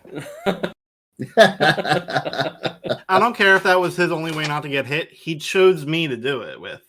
That was his mistake. Definitely. I mean, to Yeah. be fair, you don't know if he chose anyone because you killed him before you could talk to him Oh, too bad. It's a reasonable assumption. twice. So anyway, what are you murderers going to do? We're going to bring him back to life eventually. We're going to have to try and find the other two parts of the key. That's what we're going to have to do. Yes. So to sort of recap where you've been in the house, Obviously, there's still that room that you cannot go to. On the bottom floor, you've been to every room, bar this little sort of S shape that you haven't been to. You've checked the east wing quite intensely. The west wing, you didn't, especially the parlor, you didn't do a lot of in-depth checking. Which one's the parlour, sorry? Is that the one off the main hall? The one with the sofas and the table in it. That one. The greenhouse you looked at all of the plants. You didn't like dive into the plants. You had a look at the prison drake, but you decided not to steal the prison drake. And then upstairs, you had a fairly intense look at... you didn't look at most of the rooms, and there's a couple of rooms that you hadn't been into, and then you had an intense look at the study and the bedroom. But there are a few rooms up there that you never went into. You obviously do not know if there is a basement because all the access has been blocked off, but you would presume that is, or you could tell that the stone was newer, so you would presume that there is a basement. I think that covers, and you haven't like searched out in the garden or anything like that in particular. Do we have any other written clues such as the "I've always got one on my person" thing? No, there were just. It was just there were 4 pieces and one of them is on his person. That was all it was, I think. May I make a suggestion then as to a course of action? You suggest a way. First of all, we stuff his body somewhere that we can come and get it again if we want to, but is out of sight of anyone directly walking in. Then you two go do your big brain investigation things, while I take my super good pickaxe and go hammer away at one of those new walls leading into the basement. I think that's an excellent idea. I was going to say you could also do the thing where you can like hunt down a specific object now that we know exactly what they look like. Oh, that's You true. Find treasure on them. To clarify, in terms of knowing exactly what they look like, the 4 quarters are not identical. It's not like 4 quarters of a circle; it's 4 quarters of a shape. Like imagine taking a letter or a number and splitting it into 4 quarters. They would not be identical. But I can be like, actually, you would have to tell me if this qualifies. Yeah, I don't know how specific the words are. So I can describe or name an object familiar to me, etc., etc. It can locate a specific object known to me if I've seen it up close. Alternatively, the spell can locate the nearest object of a particular kind, such as a certain kind of apparel, jewelry, furniture, tool, or weapon. So could I say one of them? Give me an Arcana. Any of you can roll it, so we can do this in-game knowledge rather than meta knowledge. I am good at Arcana. Oh wait, so there's one of us is doing it, or all of us? Do I still have advantage? I mean, you're all. No, you don't have advantage. You had advantage on the crown, the circlet, because it was all like mechanical pieces and like hinges and such. Oh, okay. But you can all do it. This is just a knowledge conversation. 25. 25? I only got a 12. 23. Putting your heads together, the answer really comes down to how similar the other two are. You have 2 pieces which, though they fit together, are inherently very different. One was just like a piece of metal. The other was a crown that transformed into a shape that fit the other one. So they are not particularly similar things. So if only one of them was unique and the other ones are just pieces of metal, that relates very similarly to the one that you found. So that could potentially work. But if they are, for some reason, formed in a completely different way, they would be very different, even though they are obviously going to attach up. They'll be very different, so therefore the spell would not work. Could they reasonably be described as keys or parts of keys? Could you describe them as part of the key to that door? Again, this is one of those where you can try it, but I can't like give you the answer without just meta-knowledging the answer to what would happen if you cast the spell, if that makes sense. Yeah, exactly. Could you say, for example, apart from these 2, another piece of the object that opens this door? That's probably... Or is that too vague? Too specific, because that is not an object. True. Whereas keys is an object. How about hidden object? Maybe? Don't know. I don't know that one. Are they both made of the same material? It would seem not. The first one you found was just like a standard sort of silvery metal, not like made of silver, but like a silver metal. The circlet was made of gold, but they do clip together. You seem confused, Rowan. My confusion is that it seems like they're 4 parts of one whole, but they're not. But they are 4 different items as well. It seems. Yes. Think very much in the same way that the Power Rangers could connect 4 different objects together to make one big object. They were individually separate So things. they are individual objects that can just fit with other things. That's what it seems. It seems as though they have the ability to connect together into one Megazord, but they are, Then the spell probably At the won't end of work. the episode, we blast the bad guy of the week, and flames and smoke Yes. go up behind us. It seems like the spell will not work then, because the other pieces sounds like they could literally be anything. Yes. It may not be one round thing. Maybe it'll, I don't know. But it could feasibly be any size then as well, as long as they have part of them that is of a size to fit one edge. I mean, I'll give you that. I was going to say, I'll give you that it wouldn't feasibly be any size because it's going to be like there is a size of a thing that you're trying to fit in. So Yeah, but maybe like it's in that dimension it fits, but then as enough, maybe there's like a fire Like, it poker could be coming on off like the end of it. I see where you're coming from. Yeah. Just a really, really long key. Yeah. I mean, that It's would not- throw off lots of people, but not smart people like us. Not when we roll really high and we make the correct assumptions because we rolled really high. Or when Joe's just like, I'm gonna look under the bed, and I'm like, why would you do that? Okay, yeah, it's there. I feel like that is always the first place I look if there's a bed and we're looking for something. Am I just misremembering, or is I don't- definitely think never so. look under a bed. Yeah, I don't feel always that's- make point to look under a bed.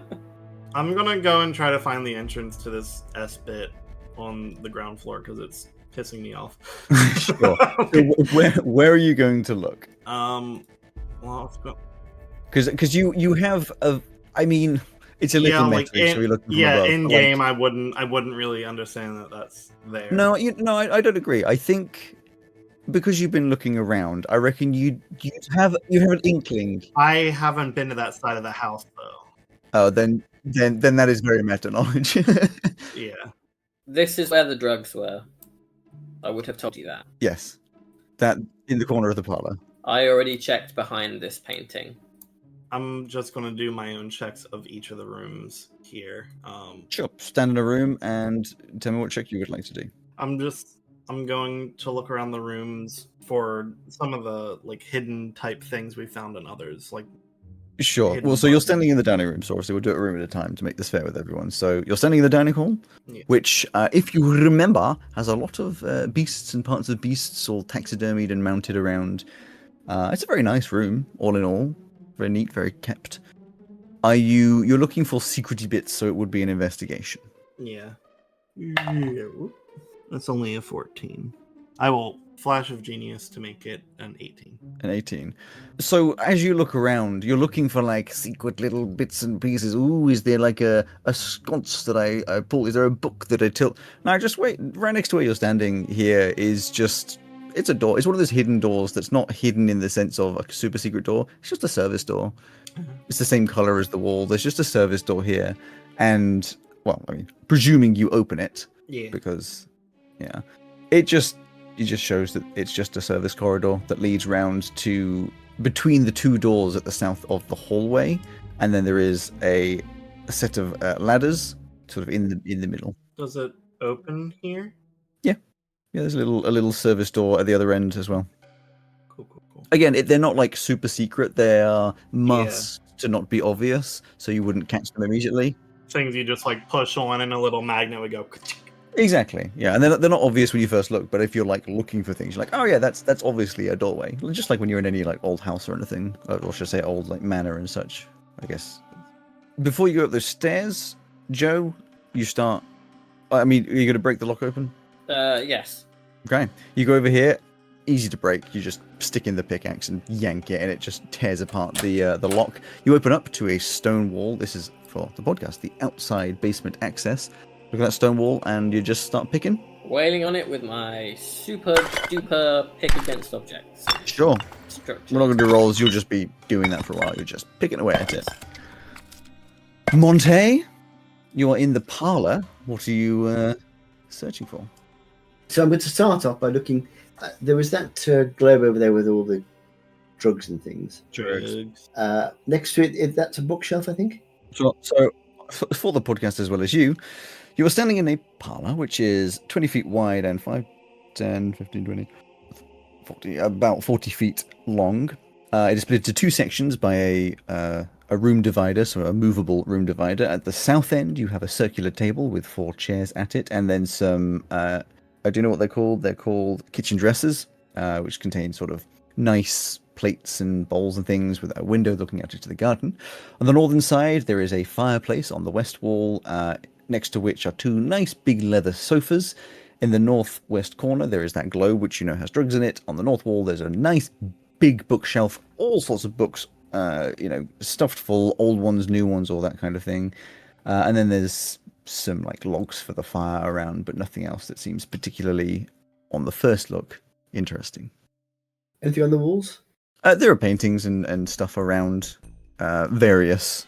Again, quite a few of them of just like big ones, portraits, small ones of the land around here. Maybe one of like the center of Moonhaven, from 300 years ago or something like that.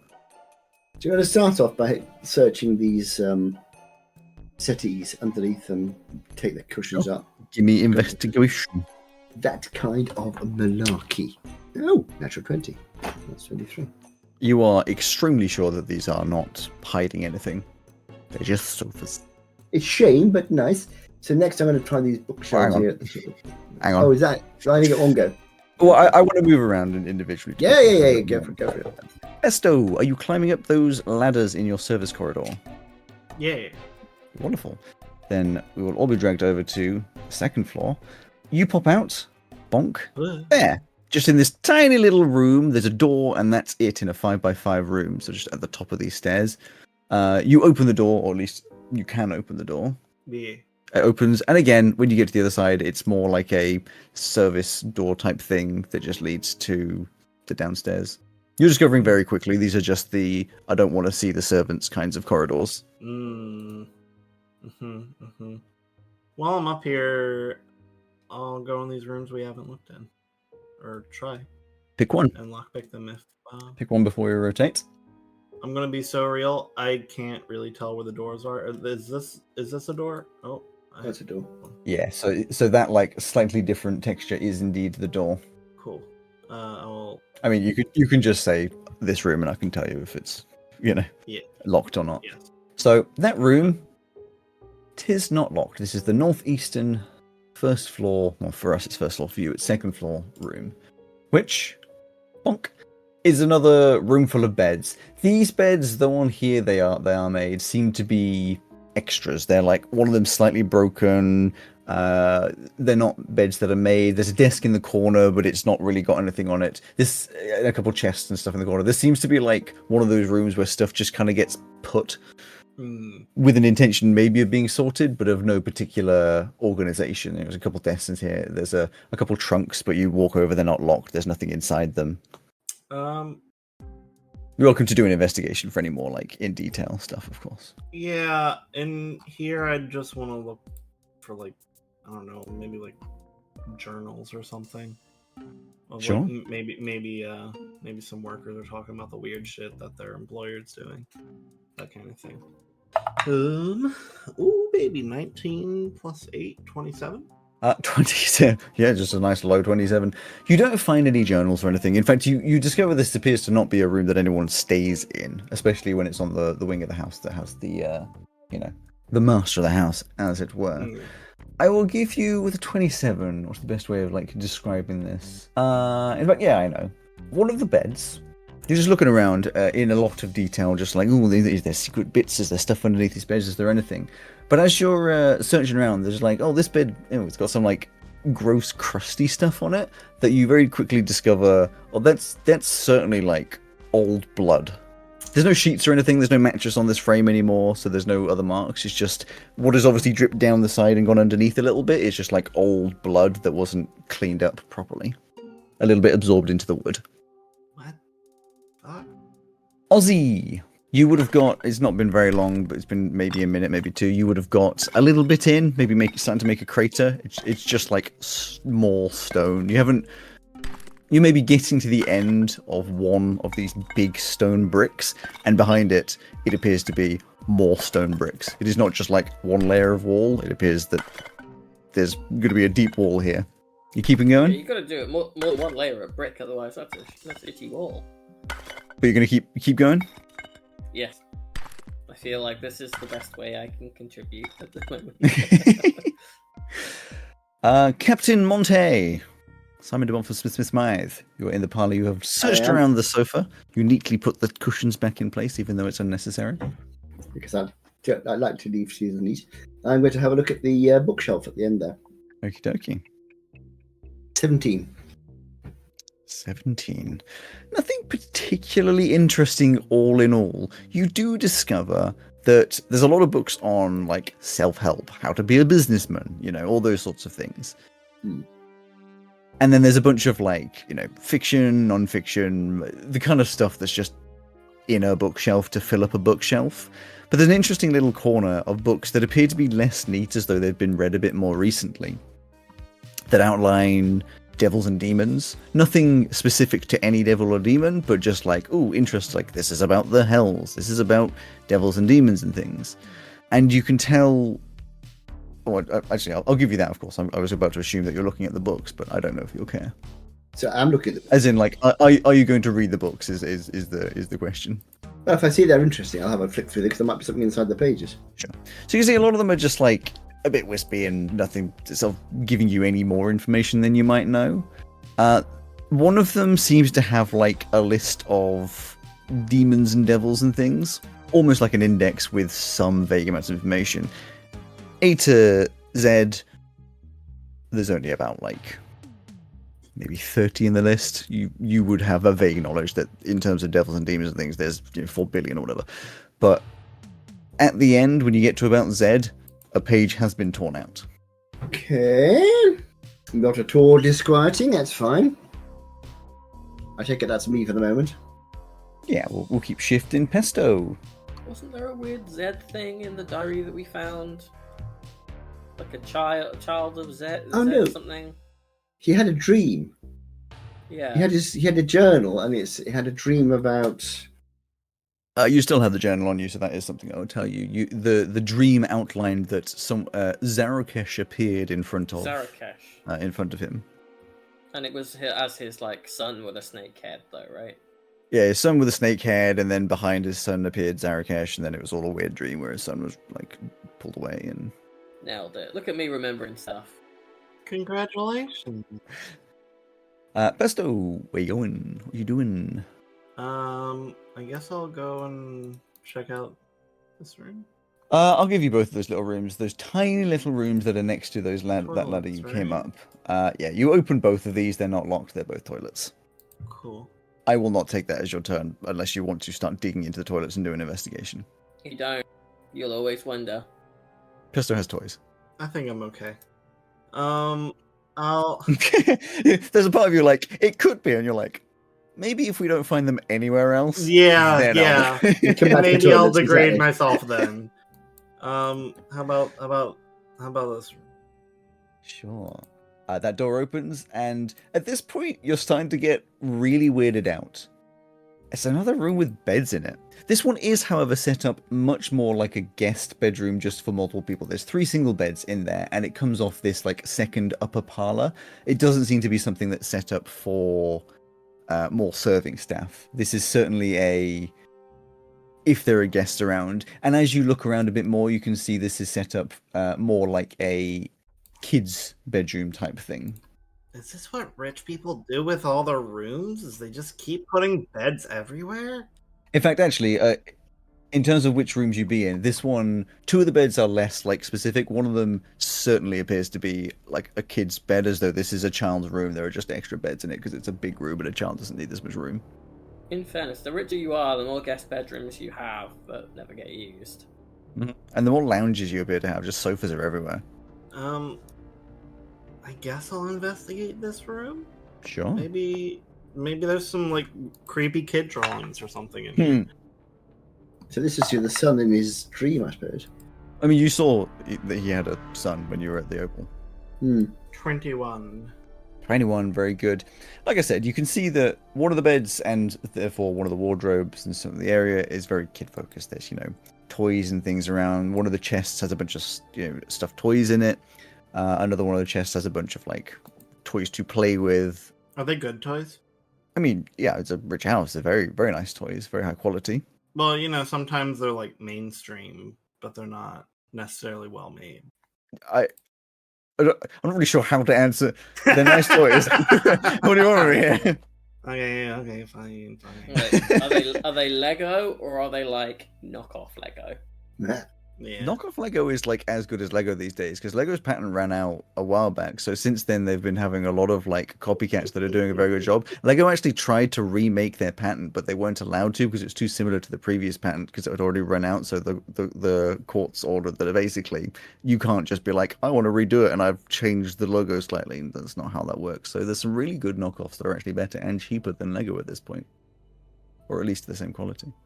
Fucking showed you, Joe. Is it Lego or is it Duplo? Duplo is actually a part of Lego. They are like a sub company of Lego, as far as I understand. So same quality level, just larger blocks. It depends. You can actually fit Duplo blocks onto Lego blocks. I think you have to go for like a middle left, but they are all on the same proportions that eventually they can be all used in the same sort of playing experience. It's Duplo. I think that's Duplo. That's the one that's larger on of Lego. Anyway. I don't hyper-focus on things. What are you talking about? I want to go steal the little lion on the end table here. Are you looking at things that are actually on a map that I didn't make and pretend and Yeah. hoping that they exist? What the fuck? It looks are you like there's a looking at? little. What have it you looks like- zoomed in on? I think It looks that's like there's a little probably an alarm lion clock. toy. You know what? No, that's Fine. That's a it's little a little lion. lion toy because you seem keen for it to Yippee! be so. That is a little toy lion. Cool. It has Can you no remove it from the function. map for me? Yeah. Yeah, here you go. Hang on, I'm gonna open up Photoshop. No, I'm gonna go to here, like that, and then just like it. Oh hell yeah! I It no left longer the shit in exists. its place. A really cuboid shit. Right, if I do that, I can like adjust the. Oh, I'd have to do it with an actual hex code. I'm not gonna go through that much effort. Thanks. But yeah, that's about all that's in that room. Okay. Ozzy, still digging. You've gone through a second layer of stone, and there's a third one back there. You're not currently making a big enough hole for anyone to go through. You'd have to start widening out what you're making, but I'm assuming that you're trying to discover how deep this stone wall goes, at least for now. But eventually you're going to have to start going wider as well, because you won't be able to get to the bit that you're trying to pick. But also, Pest only a much smaller hole than the rest of yeah, us. So. yeah. So if you're still going, you just, dig, however that song goes. I am a skeleton and I'm digging a hole. Diggy, diggy hole. Digging a hole. Monte. Oh, you're not there. Monte? So basically, you looked at everything in the top part of the room now. So there's the wood. You've looked at the sofas. You've looked at the bookcase. You know that there's a globe with drugs in it.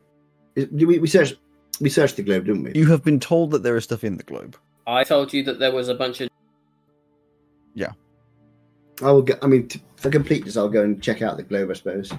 Sure. He doesn't believe that you saw drugs in the globe. It's the kind of thing I'd make up, clearly. Oh, natural 20. Mm-hmm. You are extra sure that these are hard drugs in this globe. Whoa! I'm not going to take the hard drugs. I'm going to go down and have a look at the wood, the pile of wood. Wood pile by the fireplace. Yeah. Do you want to do the fireplace and the pile of wood, or do you want to get a bit more specific on the pile of wood? No, I'll do both of them. All right, give me an investigation. I'm looking for anything out of the ordinary. I mean, a hollow log, a hidden fire brick or something. I don't know. That is that cocked? No, brain's gone. 21. 21. You're looking through the pile of wood. It's a pile of wood. How very uninteresting. You're looking through the fireplace, and one of the bricks Like there's the ash and soot are sort of over everything, but all of the bricks around it are covered in soot. It is sooty, but less sooty, and it's just the brick. It's not like a cleaned patch. It's like the rectangle of that brick is not as sooty as the rest around it. It's like the knockoff of Sooty. It's not the licensed Yeah, sweep. one from the BBC. I remember watching Sooty as a kid. It's squeaking at you. Harry H. Corbett. Sorry, Same to you. do we need to explain to Rowan who Sooty is? Rowan doesn't need to know. It's a hand puppet that squeaks. Okay. Yes, but the thing is, the guy who used to be the Apparently, you're going to learn more now. The guy who used to be the puppeteer was Harry Corbett, and Harry H. Corbett was an actor in Steptoe Son, which became Sanford and Son in the US. The original was Steptoe Son, and they wanted to give an American remake of something. I didn't know that. Of Steptoe I Son. don't even know what it is. It doesn't matter. The point is, the one who was the actor in the very popular TV series Steptoe Son, they wanted to give him an OBE because he was very good, and they gave it to the wrong one. They gave it to the other Harry Corbett. So Harry Corbett, who did Sooty, ended up getting an OBE, and then they realised afterwards they'd given it to the wrong one. They gave another one to. So yeah, that is so he was funny. very proud about They having let an him keep OBE. it? Yeah, That's hilarious. they gave him an OBE, and it was accidental. Wait. Do we need to explain what an OBE is, Rowan?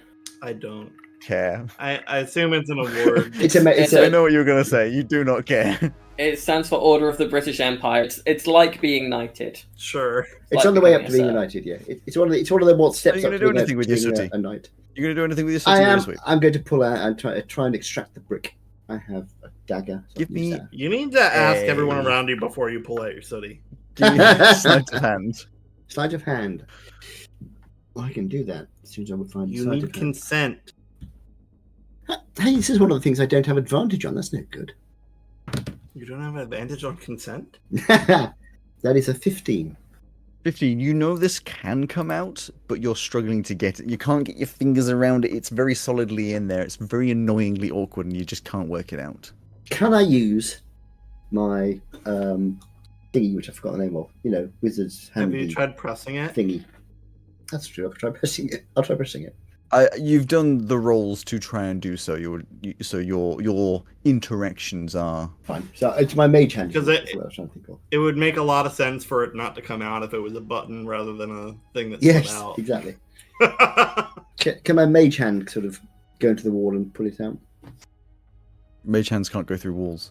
Can my mage hand pull it in because it's got better fingers than me? I'm very weak. No. I'm going to cast. Could you go to the other side of the wall and just push since it's a really thin wall? I don't think that would work. But I did say I was going to use my dagger. Does that help? Your rolls, despite what I might have said, have been conclusive. Can I use dominate person on a brick? So, Pesto, Yeah. Blink. what you doing? I don't know. I think I'm gonna go home. I want to go in this room that right in front of me. Okay, the final room at the southeast. You open up the door. You're never going to believe this. I swear to God, Alex. There's more What beds the in there. fuck? Okay, this is weird. Yeah, it's weird. This is really That's weird. a lot of beds. There's 4 beds in this room. Have you been looking under the beds? Because there was a precedent for looking under beds. Investigations taken into account. These 4 beds are made but not used in any way. These are certainly guest beds. This is a guest room, but with single beds in. Not a guest. Guest. I'm really flooded by how many fucking beds are in this house. Only a couple. Uh, I don't know. There's so many beds in this house. Hey, Patreon man. Yeah, Atlas, Fantasy Atlas. Fantasy. Why so many beds, my dude? I love this map, but yeah, 1, 2, 3, 4, 5, 6, 7, 8, 9, 10, 11, 12, 13 non-servant beds, and then 1, 2, 3, 4, 5, 6, 7 servant beds. There's 20 beds in this house. Wait, no, there's another one there. 21 beds in this house. Yeah, I'm seeing it as master bedroom here on the left. Yeah. Right? Up here, these beds, concubines. Concubines. Yeah. These beds, house Yeah. staff, Yeah. with the yellow. Uh-huh. These beds, Yeah. children. These beds, more children. Just in case. This is a cult leader's place. Jesus Christ. This So anyway, is a nightmare. I guess I'll investigate the room. I really, like... I feel like I don't want to anymore. There's too many beds. I'm tired of looking at beds, man. But I will. It's 9 plus an 8 for a 17. 17. You're searching around. It's just a guest bedroom, but rather oddly, as you're walking around, you're trying to discover the source of a noise that you can hear that's going tink, tink. Oh, I think I know what that is. What is that? And eventually, you're like, oh, look out the window. It's you could just see Ozzy down below. Tink, Does tink, the window open? tink. Sure. You would not be able to hear me. My sensor would be reacted. Yeah, it would have reappeared by now. Never mind, I don't do that because I have no reason to look out the window, actually. Yeah, Joe just doesn't like any of the fun stuff I do that's extra to the like mechanical stuff only. We will roll Joe dice likes- and not RP. You gave him an option to cause problems. Yeah. You gave me a thing that lets me do loud things quietly. I want to do the loud things quietly.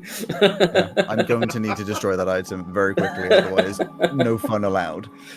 No fun allowed. That is the Sorry. fun. Yeah, only fun are quiet. I'm doing the fun as I have the option to. Ozzy, you're digging around. You would have been forced to widen out the hole a bit so that you're able to get to the next bit, but you have not. That's not even sexual. What are you laughing at? The word you're both looking for is gaping. Gape. No, it's not. Yeah. You widened it out slightly, and so You far must you have gape not the made any hole. progress. It's all stone. It's all stone ahead. Are you continuing? Yes. Okie dokie. Monty, I admire your persistence. are we going to retrospectively say that you sent some toys with the both of them so that you have an ability to communicate? Ish. Sure. It would make sense. It's for ease. You don't have to say yes. It's just what you did last time. Yeah, but now we killed the owner of the house, so like If the answer's no, the answer's no. we kind of own this place now. You know what? No, I didn't. Yeah, there's certainly not two other people that own the house. Okay, you didn't. I have in my backpack, according to my doodah here, a crowbar. So I'm going to use my crowbar to try and get the stone out, which is what crowbars are for. For opening doors, usually, but Crowbars for opening yeah. crates. That's what they're really for. yes. So this isn't a crate. Though not for opening crows. No, it's a place that crows drink. It's like a bent metal bar with a sharp end bit that you No, stick into I know. things. I know what a crowbar is. I'm very aware of what a crowbar It'll work is. fine taking bricks out. Okie dokie. Roll with disadvantage. Roll one. Damn. I don't have a crowbar skill. No, there isn't really a skill that goes alongside it. Just Hold use. on. I can just do a d20 twice and see what comes up. Rowan seems to have an idea of something. Using a crowbar grants advantage to strength checks where the crowbar's leverage can be applied. Yes. So it would be a strength check. Roll with disadvantage. So just roll. Strength with disadvantage. Strength. This is not somewhere leverage Ignoring cannot be the applied. advantage. Leverage cannot be applied in a brick. It's for like doors where you have the angle to do this. Like if you're sticking this in between the bricks, what leverage? If you put the crowbar between the bricks and push down, the brick will go up, not out. Crowbars are S-shaped. You put it in. Okay, same thing. And it pushes like that. That's the Yeah, whole it's a point. brick that has stuff on all sides. There is no way to make a crowbar push outwards from Bet the you front. £1,000 towards you're you from wrong, the but front. you're in charge, so that's fine. Strength is actually worse for me than just rolling That's because I got minus literally just physics. one. It's not. You have no purchase to push it towards you. It will push it sideways. Nope. Anyway, you put it into the. I'm assuming there's a gap around the brick. Not particularly. You can force the crowbar to try and get into the gap, but if you were able to get like right down the side of the brick, if there was enough room for a crowbar to go down it, sure, you would have leverage. But even so, your sideways movement would be blocked by the fact that there is another brick there. But it's This isn't free movement like a door But or a it's- crate where there's only two you things do sandwiched. that. You do Yes. that. Yes. You do And that on the corner, the and you Yeah. do that. and there's a brick to the side of it. So when that bottom So corner when it's like that, scrapes up again, it does. It goes up.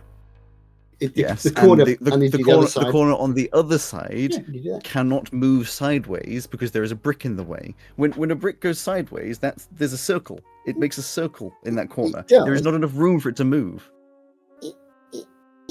I have This a is question. the corner. It cannot go through it. What? I have a question. What? Due Yes. to your sort of ghosty nature, even though you're not a ghost, how much of a seal do you make with your mouth Just a seal can you make? to kind of suction it out instead? I could just walk through the wall. Just do the roll with disadvantage, Oh. regardless of the mechanics of this. It's strength. Yeah, I know. My strength is -1. 11. 11. Unfortunately, you cannot get the purchase on it enough, and you wouldn't with the strength. Or with that roll, you are not able to pull it out. I'm going to throw my crowbar into the fireplace. It clangs. Good. Pesto, what you doing? Being angry about how many beds are in here. I mean, that makes sense. Is that all you're going to do with your time here, or are you going to attempt to go anywhere else? Oh. You're going to go back to your lizard friend just for comfort? Yeah, I'm going back downstairs.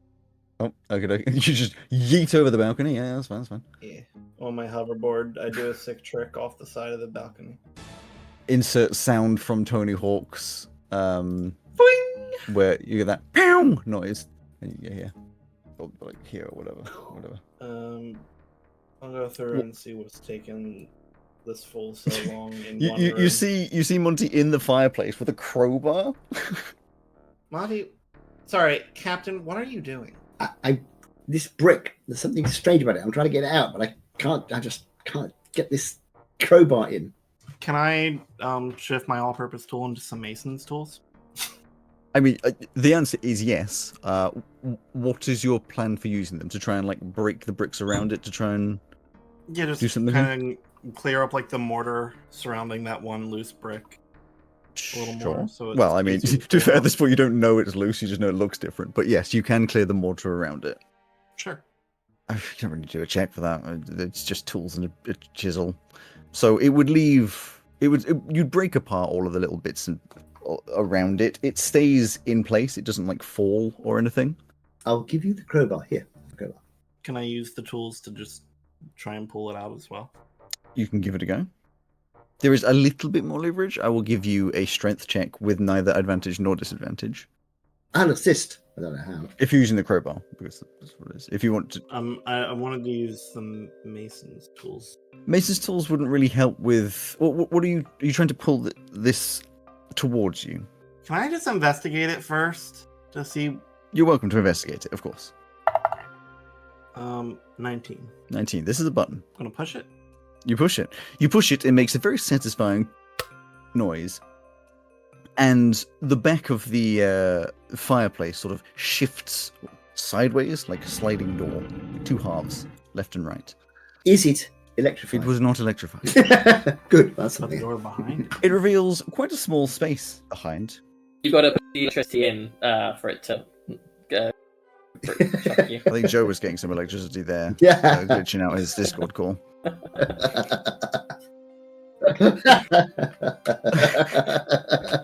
Oh dear. You carry on. It reveals a very small space behind. It is not a space to stand in. It is a space that holds a little metal piece inset into the wall. Yeah, A We've third got three. quarter. We've got three. Where the hell's the fourth one? Yeah. Easy to come out. It's electrified. No, it easily comes out. Oh dear. Meanwhile, Ozzy, you've got slightly further in. I would say you're now a decent 2 or 3 feet into this wall, and there's just more wall. I continue. Sure, you can keep continuing. Yeah, I don't really have anything to boost this other than my pickaxe is just very good. No, you're making progress faster than you would with a normal pickaxe. It's just more wall. You're discovering there is just a more wall every time you go further in. You know what? I reckon if I dig far enough, if it's wall all the way through, if I dig far enough, I'll crumble the foundations of this thing.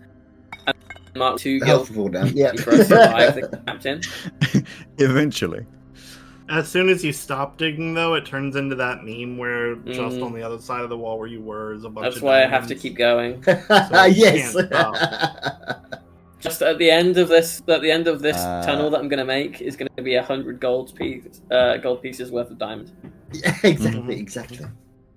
Since the two of you are now together, Monty and Pesto, what you doing? Well, Monty is going to say to Pesto, I'm going to go and see how Ozzy's getting on. Okay, And well done with the button. thanks. Oh, I suggest you have a look in this arboretum. We won't check these trees out yet. So I'm going to make my way out. I don't know how long that will take me. Okay. But I'll end up over here. You somehow make your way around to Ozzy, who's In as many turns as it slightly takes. inside of a hole. Ozzy, the captain appears behind you. Actually, no, I you wouldn't wouldn't know. notice. Because it's quiet. I'll tap on your shoulder. Freaks out, hits you in the face. I will sign hello. I'll sign hello and wave. I'll just toss it back down the corridor a bit. How's it going? Oh yeah, not too bad. Excellent. I can see you're making some progress. Yes. Looks like a lot of stone. Hang on a moment. So I'm going to do fade away and walk through the wall. Okie dokie. This will last for 1 minute, and I'll make sure that I'm not still inside there. I don't think it's going to last for 1 minute. Hang on. Last time I did this, I got nearly killed. Yes. Uh-huh. If I get killed inside a wall, that's going to be very interesting. Because you are aware of what happened last time, I will let you have a Yes, dexterity saving throw. Exactly. I'll be like, it's like the old electrified doorknob all over again. I like this dice. It is 21. 21. Fine. 52 damage halved. 26 damage as you're blasted back once more. You're flying past Ozzy. So I'm blasted back out of the passageway Yes. and end up lying unconscious on the floor. You're not are you was you low enough that that's yes. I'm on 24. Ozzy, you see your captain clonk just lands on the ground. It is not moving. I will immediately transfer him some life, and you will heal 11. You wake up. Everything hurts. Oh, you were right down there. Ow! Ozzy, I suggest you don't continue digging through that ball. It's pretty far. Whatever's down there hurts a lot. I don't know how far was that? How far did they get? It's like the second you touch the wall. The second you started to go through the wall. Oh, right. So chopping lumps out of it is fine, but touch it. Okay. Sometimes it's just a low-tech solution's what you need, Captain. Ozzy, I would suggest you don't. I mean, you might as well carry on, I suppose. But be careful. It hurts a lot. All right. Well, in that case, you've still got one of those potions or something that I gave you, haven't you? I probably do. We found the third part. Oh, great. I was just thinking, like, if that sort of thing does happen, it would be good if you were here so that you could, like, pour the potion on me. Wake you up. Just in case I die down here, like, maybe a bit more permanently than I already am. Yes, I do. Yes, and I have a little. I think I've got some healing magic as well. I can't remember. I'm sure I can help you out anyway. Yeah, if there's something you can do. There is, yes. Pesto. First, I want to go take the drugs. You're gonna go take the drugs. And not, like, imbibe the drugs. Pesto snorts them. a hell of a bunch of drugs. You come out crazed. I dump the drugs into the bag of holding. Sure, you have Mind Vapor, Angel Fire, and Night Silk. And just say, like, I fairly large shot. Let's just say, like, 100 grams of each. I'll work out what that means later. Oh my god. Like, they're fairly big, like, chunks of this stuff. Yeah, Mind Vapor. What? Angel Fire and Night Silk. And I'll worry about the descriptions later, if and when you get to that. Night Silk is spelled with a hyphen, if you care. I don't. 100 G's of each. Hot damn. Yeah. Lovely. Like, it's like, this is, you can see one of them is slightly cut open and used, so maybe it's like 99, but whatever. But, like, some decent stuff here. Anything else? Or you just finding drugs? I want to go look at this lizard. Sure, you go back over to the lizard. Let me get the details of that. The prism drake. Yeah. Currently, it has like an iridescent silvery color that sort of fades to a sort of rusty color at the edges. And as you stare at it, you can see like this silver and rust are sort of like flickering around the body, shifting around. It's quite pretty. Can I grab it? It is in a big sort of terrarium type thing. Like I said, it's like Mhm. many feet wide and floor to ceiling, like a display, like if you went to a zoo or like a wildlife park or something. You presume there is a way to get in, but it is not immediately obvious. I feel crazy. Just for your reference down here, so that you can see, I'll like draw out. It would be, let's make it, like a bluish color, and it would be like that kind of a thing.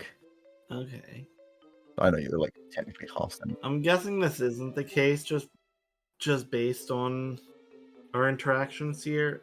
But I was like, maybe if the key bits can be things, maybe this lizard is the fourth quarter.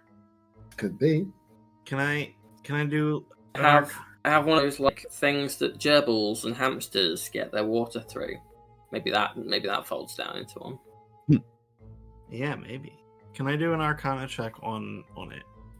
Or an investigation, whichever one would be like, is there some more to this lizard than just being like a creature? So you could do an Arcana, but it won't be as good as if you were like holding it. The investigation would be difficult since you can't get to it currently. Alright, let me in there.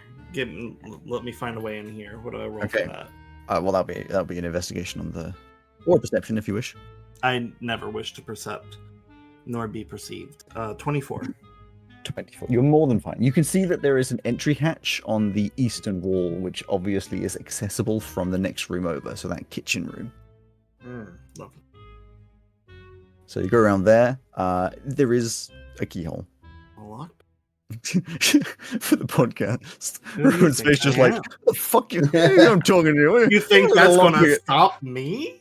I want you to roll a It- natural. It might. I don't have advantage. It just have a plus 11. just Um, 11. 18. 18, more than fine. This obviously isn't like a secure lock. It's just stop the lizard getting out. You open it up and open up this little hatchy door. It seems it's not really a door made for people to go in, but you're small enough that you could climb into this terrarium if you wanted. I am. hmm Where is it? You climb inside. You can't see it. You're like, where the fuck did it go? It didn't get out You already. have no idea. right? Give me a perception. I don't want to percept, Alex. I don't want to percept. You can Oh, perceive yeah, instead but- if you want. I don't. Oh, 18. I like that 18. this die's being good to me today. You panic for a second, like, oh shit, did it get out? And as you turn around, you can see that it is still in here. It's just gone like a glassy, translucent color. Well, lack of color, I guess. It's just attached up slightly higher. I want. Now you're going to give me a grapple check. It All ending tears. Firebolt's coming. bit. So athletics. Okay. Oh yeah, I'm better at that than perceiving. 21. 21. This roll less than a 16. Die. Come on. You're just like, it's going to be fast. It's going to move quickly. Clonk. It doesn't even care. It's just like, for the podcast, just like dumb face just looks at you and does that thing where a lizard just like licks one of its own eyes. It doesn't give a fuck that you've just grabbed it. When you do grab it, it kind of like shifts its colors a little bit and becomes furry to match your fur. Not the same color, but just like sort of furs up like you. It just stares at you. Oh. There's like nothing behind these eyes. Okay, is it? What roll do I make to see if it's more than a silly lizard? It's up to you. You can do Arcana. You could do Investigation. I will Arcana. There we go. Well, see, I rolled the other die, and it's not a 16 or higher. No, it's 3 plus 8. 11. Yep. You know, I mean, the most you can gather from this is like, it obviously can change randomly. It's also changed to look like you. Like it's hairy now, which it wasn't before. So it has transforming and shifting powers, but they haven't been particularly consistent. Like before, it did match the sort of earthy things it was on before, but then you were looking at this time and it went translucent and like had this silvery bit. So obviously it's not just what it's touching, it's not like a chameleon. But then when you touched it, it obviously matched you, so maybe it's mimicking. But with the 11, it's just like, you don't know what's triggering or how far this could be triggered, but it evidently changes for some reason. Okay, I'm gonna tuck it in my little vest and then look around the tank itself. Yeah, it happily just sits in there, head poking out, just looking around. I just want to investigate the rest of the tank. In case it's hidden in here for some reason. Sure. This is a 12 plus investigation is an 8, dirty 20. Dirty 20. You're looking around. It's kind of cramped in here. You're just looking. You're like, well, there's nothing metal in here. So maybe it's just time to give up. But as you're leaving, the back has this sort of bark texture, like it's part of a tree or like a fake part of a tree, like a larger tree trunk. And as you're going past, you're like, hang on, part of this bark looks really weird. So it's like, have a little investigate, and then you just pull off a wooden shape that is obviously the last quarter of your key. What the fuck? Huh? It was like color matched to the bark. Crazy. Texture matched. Put all the pieces together and then run out looking for the others. Yeah, they fit. Really weird looking. Different colored metals, different shapes, different textures, but it makes this sort of runic shape. As you're doing this, the prism drake just like scutters out your pocket, but just like sits on the side of your face. It like struggles to cling onto your fur a little bit, but it sort of stays there. Okay, that's fine. I run down these stairs. Its tail like sort of over your mouth, and like. Hey, stop! I found the thing, and I have a new friend. I recognize that. There's a lizard on the face. Is his name Ben Graham? I found a thing. I'm just gonna move on past that. I got the key. I'm gonna go put it in to the door key hole thing. I'm really thrown off now because that joke was so bad. I thought it was Meanwhile, fantastic. Ozzy is now just like Ozzy is now inside the hole, maybe like just a bit above waist deep, still picking away, still stone. Ozzy. Can't hear you. I go down behind him again. Tap, tap, tap, tap, tap. Breaks out again. Gesticulate wildly that you should come out. I will extinguish the sensor. You do so. Thank you. Noise. It's suddenly really loud. It's all you've got to do, Captain. You've just got to turn it off. Thank you, Ozzy. That's very kind. Pesto has found the final part. Yeah, but what about the 100 golds worth of diamonds that's just on the other side of this wall? We'll come back to it later. All right, then. I don't like the fact that it blows people up. So let's go and see what we can find about with this thing. You wander around to the corridor where Pesto is, and to the door which has the sigil in. As you're wandering through Monty and Monty only, you get into the hallway. Oh, yeah. You, wandering past, there's a dead body in the corner. It's Benricito still dead on the floor, rather ungracefully up against the door. Sorry, But as you're Ben. walking past, Sorry, Ben. you could swear you saw some movement, like from over where he was. You look over and like, oh, no, definitely no movement. He's dead. You look around. Okay. You start to look back. And again, you saw movement. But this time, it's like the wispiest, like, ghostly outline of a person that kind of just, like, flickers before you could even see. Over by the body? Yeah. Are we gonna have to kill you a third time? God damn it! How many times are we going to have to teach you this lesson, elf man? I shall head over to the body and say, Ben? Hello? Hello? There is no response. Nudging my toe. Hello? Do you want me to dismember it, Captain? Is it bothering you? You can do a medical check if you want to look, but it doesn't react. I'll do a quick medical check. So that would just like just check his, do Sure. the old, he's dead, Jim. Yeah, give me a medical check. That was so close to being a natural 20, it ended up being 10. Before I answer that, Sarah just got home and sent me a text that says, "Got home and heard you encounter a dead body is the first thing I heard you say." Classic. They already knew the body was dead. They killed it twice. Twice, she says. So good they killed it twice. Yeah, they killed it, brought it back, and killed it again. Anyway, the medical check, did you say you got a 10? I did. As far as you can tell, this is a dead body. Dead body dead. Do you want Okay, to he's take it definitely off? dead. Tin? Is it? No, it's all right. I just thought it's fine. I've been blown up twice today. I'm probably seeing things. Don't worry about it. I'll head through here. So, chaps, before we open this room, I think I should mention that while I was searching through the library, I did come across a couple of books about demonology and summoning demons, that sort of thing, with a page torn out. It's in the Zeds, and I'm thinking, we did notice in that journal a mention of a dream about a devil called Zarakosh. Just warning you before we open this that there may be demons involved, if it makes any difference to you. Again. Should we maybe not open the door then? What's next? Are we gonna go to hell? It wouldn't surprise me in the slightest. Sorry, Ozzy. Should we maybe just not open the door then? Well, it seems a shame I haven't gone this far.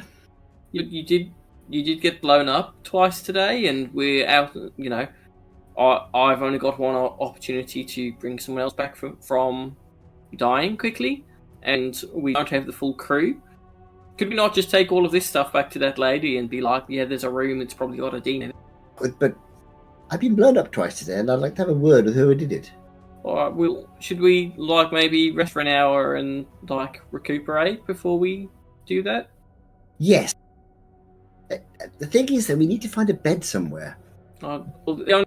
It was only this guy and his wife, right? boy. So I have some good news for you. Oh, by the way, I didn't tell you guys. There was a room up there, had a bunch of beds in it. One of them had a bunch of old sticky blood on it that they didn't clean. Sticky blood and demon books. I mean, it's not looking good for our dear departed friend, is it? No, not at all. was he a dear friend? You'd be a little distracted, by the way, by the lizard that's just sitting on Pesto's head. Yes. I see we have a new friend. Yep. Have you given him a name at all? Or her, or them? Not yet, no. I- I need to think about what else can be part of a pesto recipe. TR52. Oh, that's what it is. That's why you name them like that. I was very confused. I was going to say, I'm surprised you didn't work that out yet. I don't really like pesto, so I don't eat it. So. Oh, that's fair. It reads as an ingredient list. And so- I know that you make it with nuts. Pine nut. I know that my sister accidentally poisoned someone with it once. And I know it comes in two different Okay. colours. Poisonous and non-poisonous.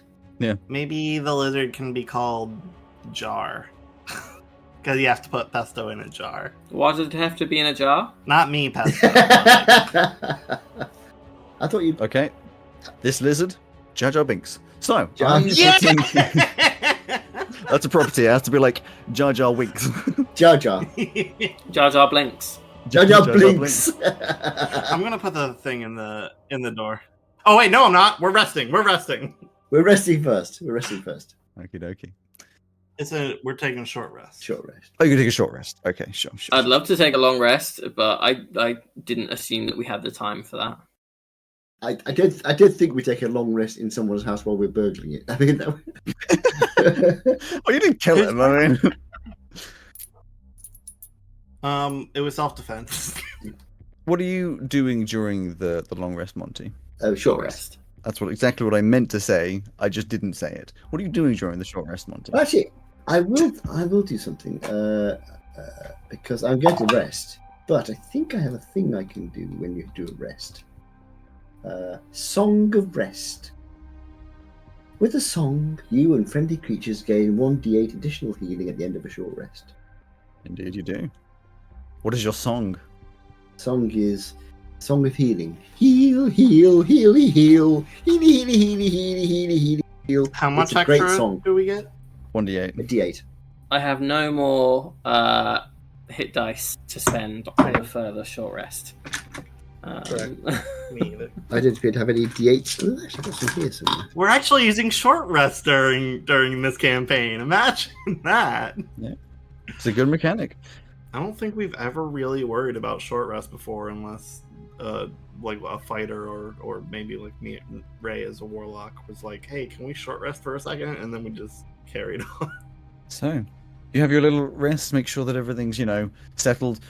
Also, you have to, relocate some bones, brush off some of the charring. You get a toothbrush out and clean off some of the soot. Pesto, Told you don't take your sooty out. Pesto, you're getting emotional healing from this new friend. This you tell in this hour, this Prism Drake, just as you would imagine with lizards, dumb as rocks. There is basically no brain there, but also isn't trying to run away or anything. It's just very happy. Wherever you place it, it will stay within a 1 foot radius. It kind of just chills. It's just happy. You at one point put it on its back and it just kind of sits there, looking around upside down. Just like Kumba does when I flip him. Maybe it's not emotional healing, but maybe that's the song for the Song of Rest. When I get that feeling, it's short rest healing. Short rest heals. That's exactly what it is. And at the end of it, you're chilling. I got some of my hit points back, but not all of them. Do you put the sigil in the door? Yes! Whunk! Nothing happens. I turn the handle. There is no handle. I push it. You open the door. You put it in, and you do hear a significant kind of "Konk," and you push the door open. It opens very easily, and inside you see. Stairs going down. What a cliffhanger! If I didn't tell you. Some kind of smoking room. Alex, what the fuck, man? There's 2 armchairs in front of a fireplace, some bookshelves. It's quite a nice little room. Odd to be so securely hidden, or should I say locked away, but it's quite a pleasant little room. Fireplace is obviously unlit. The sofas are used, but not really old or anything. They seem to be relatively nicely taken care of. I am going to. Investigate. Not yet. You're going to walk in? I'm not going to walk in yet, no. Not when you say it like that, I'm not. I wasn't going to anyway. Now, here's the question. Does Pesto just walk in? Not immediately. I think they stand there befuddled this is all it was? I'm going to get my crowbar, Mm-hmm. and I'm just going to throw it into the room. Yeah, you throw it in, it just clatters along the floor. Do you want me to go? Potentially. First of all, I'll get my rapier, and I just tap the floor right in front of the door. It appears to be wooden planks. And I'm going to investigate the door frame to make sure that there's no horribleness. Sure. Door Go frame for it. and the floor right in front of us, so looking for traps and pits and things that might kill us. I'm gonna hop on my hoverboard. Okay. Just slowly. And that is gently. a dirty 20. Yeah, the doorway, other than obviously the locking mechanism that you've just unlocked, appears to be just the doorway. You don't find anything of particular. Pesto, you go on your hoverboard. Are you going in? Yeah? Yeah. You hover into the room with no particular ill effect. I shall take a step so I'm half a pace off the floor and also go, because I've got my flying boots. Sure. You're also not touching the floor? And I'm going to stand here right by the door, so when Ozzy comes in, if anything happens, I can try and help. Sure. Ozzy? Okay, Ozzy. Ozzy steps inside. It's all fine. Okay, time to investigate. Sure. You mean investigations if you want to look around the room? Perceptions if you want to just look around the room? I mean, I'm going to perceptize to start with. Dirty. Yeah, get your perceptification. 10. Okay, a weird way to put it. Yep, it dirty will finally come back to bite me. 20. I will assist Pesto. Sure. Oh. By lifting him up so we can look around because he's too short. I'm on my hoverboard. I'm afraid that's not a whole lot better. It's a 15 now. You don't find anything. Your dirty 20, however, you discover most of the room is fairly Innocuous. uninteresting. But the fireplace, the entire fireplace, you can tell, shifts sideways. You discover fairly quickly it's not shifting anywhere. You try to move it, it's obviously very solidly in place from some kind of mechanism.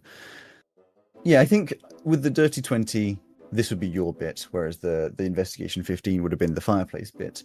You're having a look around, and you discover that as you're looking through the books in the bookcase, some of them are much more solidly set in place than others. A lot of them are books. They are books as they would be. Some of them are evidently mechanical in some way or another. You fiddle around with obviously no ill effect to touching these books or pulling them. And eventually, since there's only about 4 of them, you pull them all out, shunk, shunk, shunk, shunk, and the fireplace starts to rumble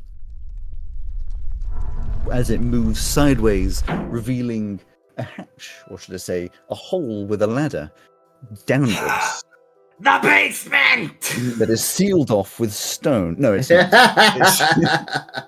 I would actually lose it. It obviously leads down into what you can only assume to be a basement. And at that point, we will, of course, stop.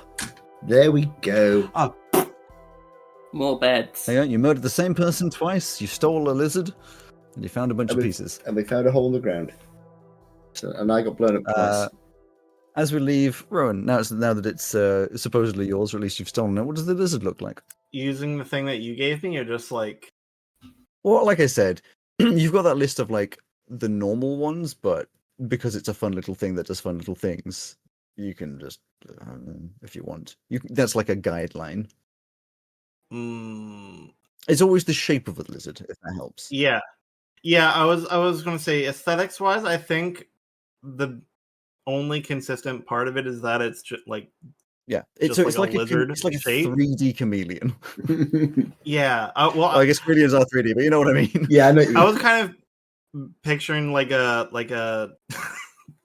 I don't mean this word, but it's the closest I've got. A shaved, bearded dragon. You know what I mean? Okay. It's not just an iguana. Just like very base lizard. But then with each of these, looks like a lizard. With each of these base elements, they get like other bits that pop out and make them more unique. Like maybe the fire. Okay. So you're still describing. I thought you were describing what it looks like currently. Yeah. So I was imagining more like a large gecko, so a lot flatter. Okay. Yeah. So like a sort of flat, not long face, but like it sort of comes out a bit at the mouth. Those big eyes that kind of stick out, and the big tongue that can lick its own eyes. Yeah. Very flat body with those 3 or 4 fingery type things with the round bits at the end and a bit of a tail. That, but palm sized, so quite small all in all. Only what would that be? Maybe 6 to 8 inches with the tail a bit longer. And then when it changes, its scales will change color. It might get a bit more texture, but it never changes. It never gets bigger or smaller, other than like a little bit of 3D effect to it. So when it got hairy, it was the same thing. It were just hairy. This is how I can add value to the Ghostlight stones. Geckos regrow their tails, and they come off super easily. Ghostlight gecko tails. But this isn't a gecko. This is a prison drake. Ghostlight prison drake tail. So anyway, as we end up, what does it look like? If you want to, you just pick one from the thing, right? For now. Yeah, I think it's the time one. It's an iridescent silver. Oh, that's the one that you were describing earlier, wasn't it? Yes. Yeah, the one that's iridescent silver fading to rust. Looks like an old pocket watch kind of texture. Yeah, so it's got this kind of like iridescent silver, and this rust seems to sort of flicker around. You can tell it's aging and such within its own little bubble, but a nice little pretty texture, which will be indeed where we end. I hope you enjoyed this episode of Magic Myths and Mayhem. Thank you to Dark Fantasy Studio and Nicolas Judy and Ovani for the use of their music in this episode. And a big thanks to you for listening. If you want to hear more behind-the-scenes content, alongside extra art and lore, please consider joining our Patreon by searching Magic Myths and Mayhem on patreon.com, or watch our extra content and games on twitch.com. For now, thank you for being here, and we look forward to seeing you next time. I'll see you then.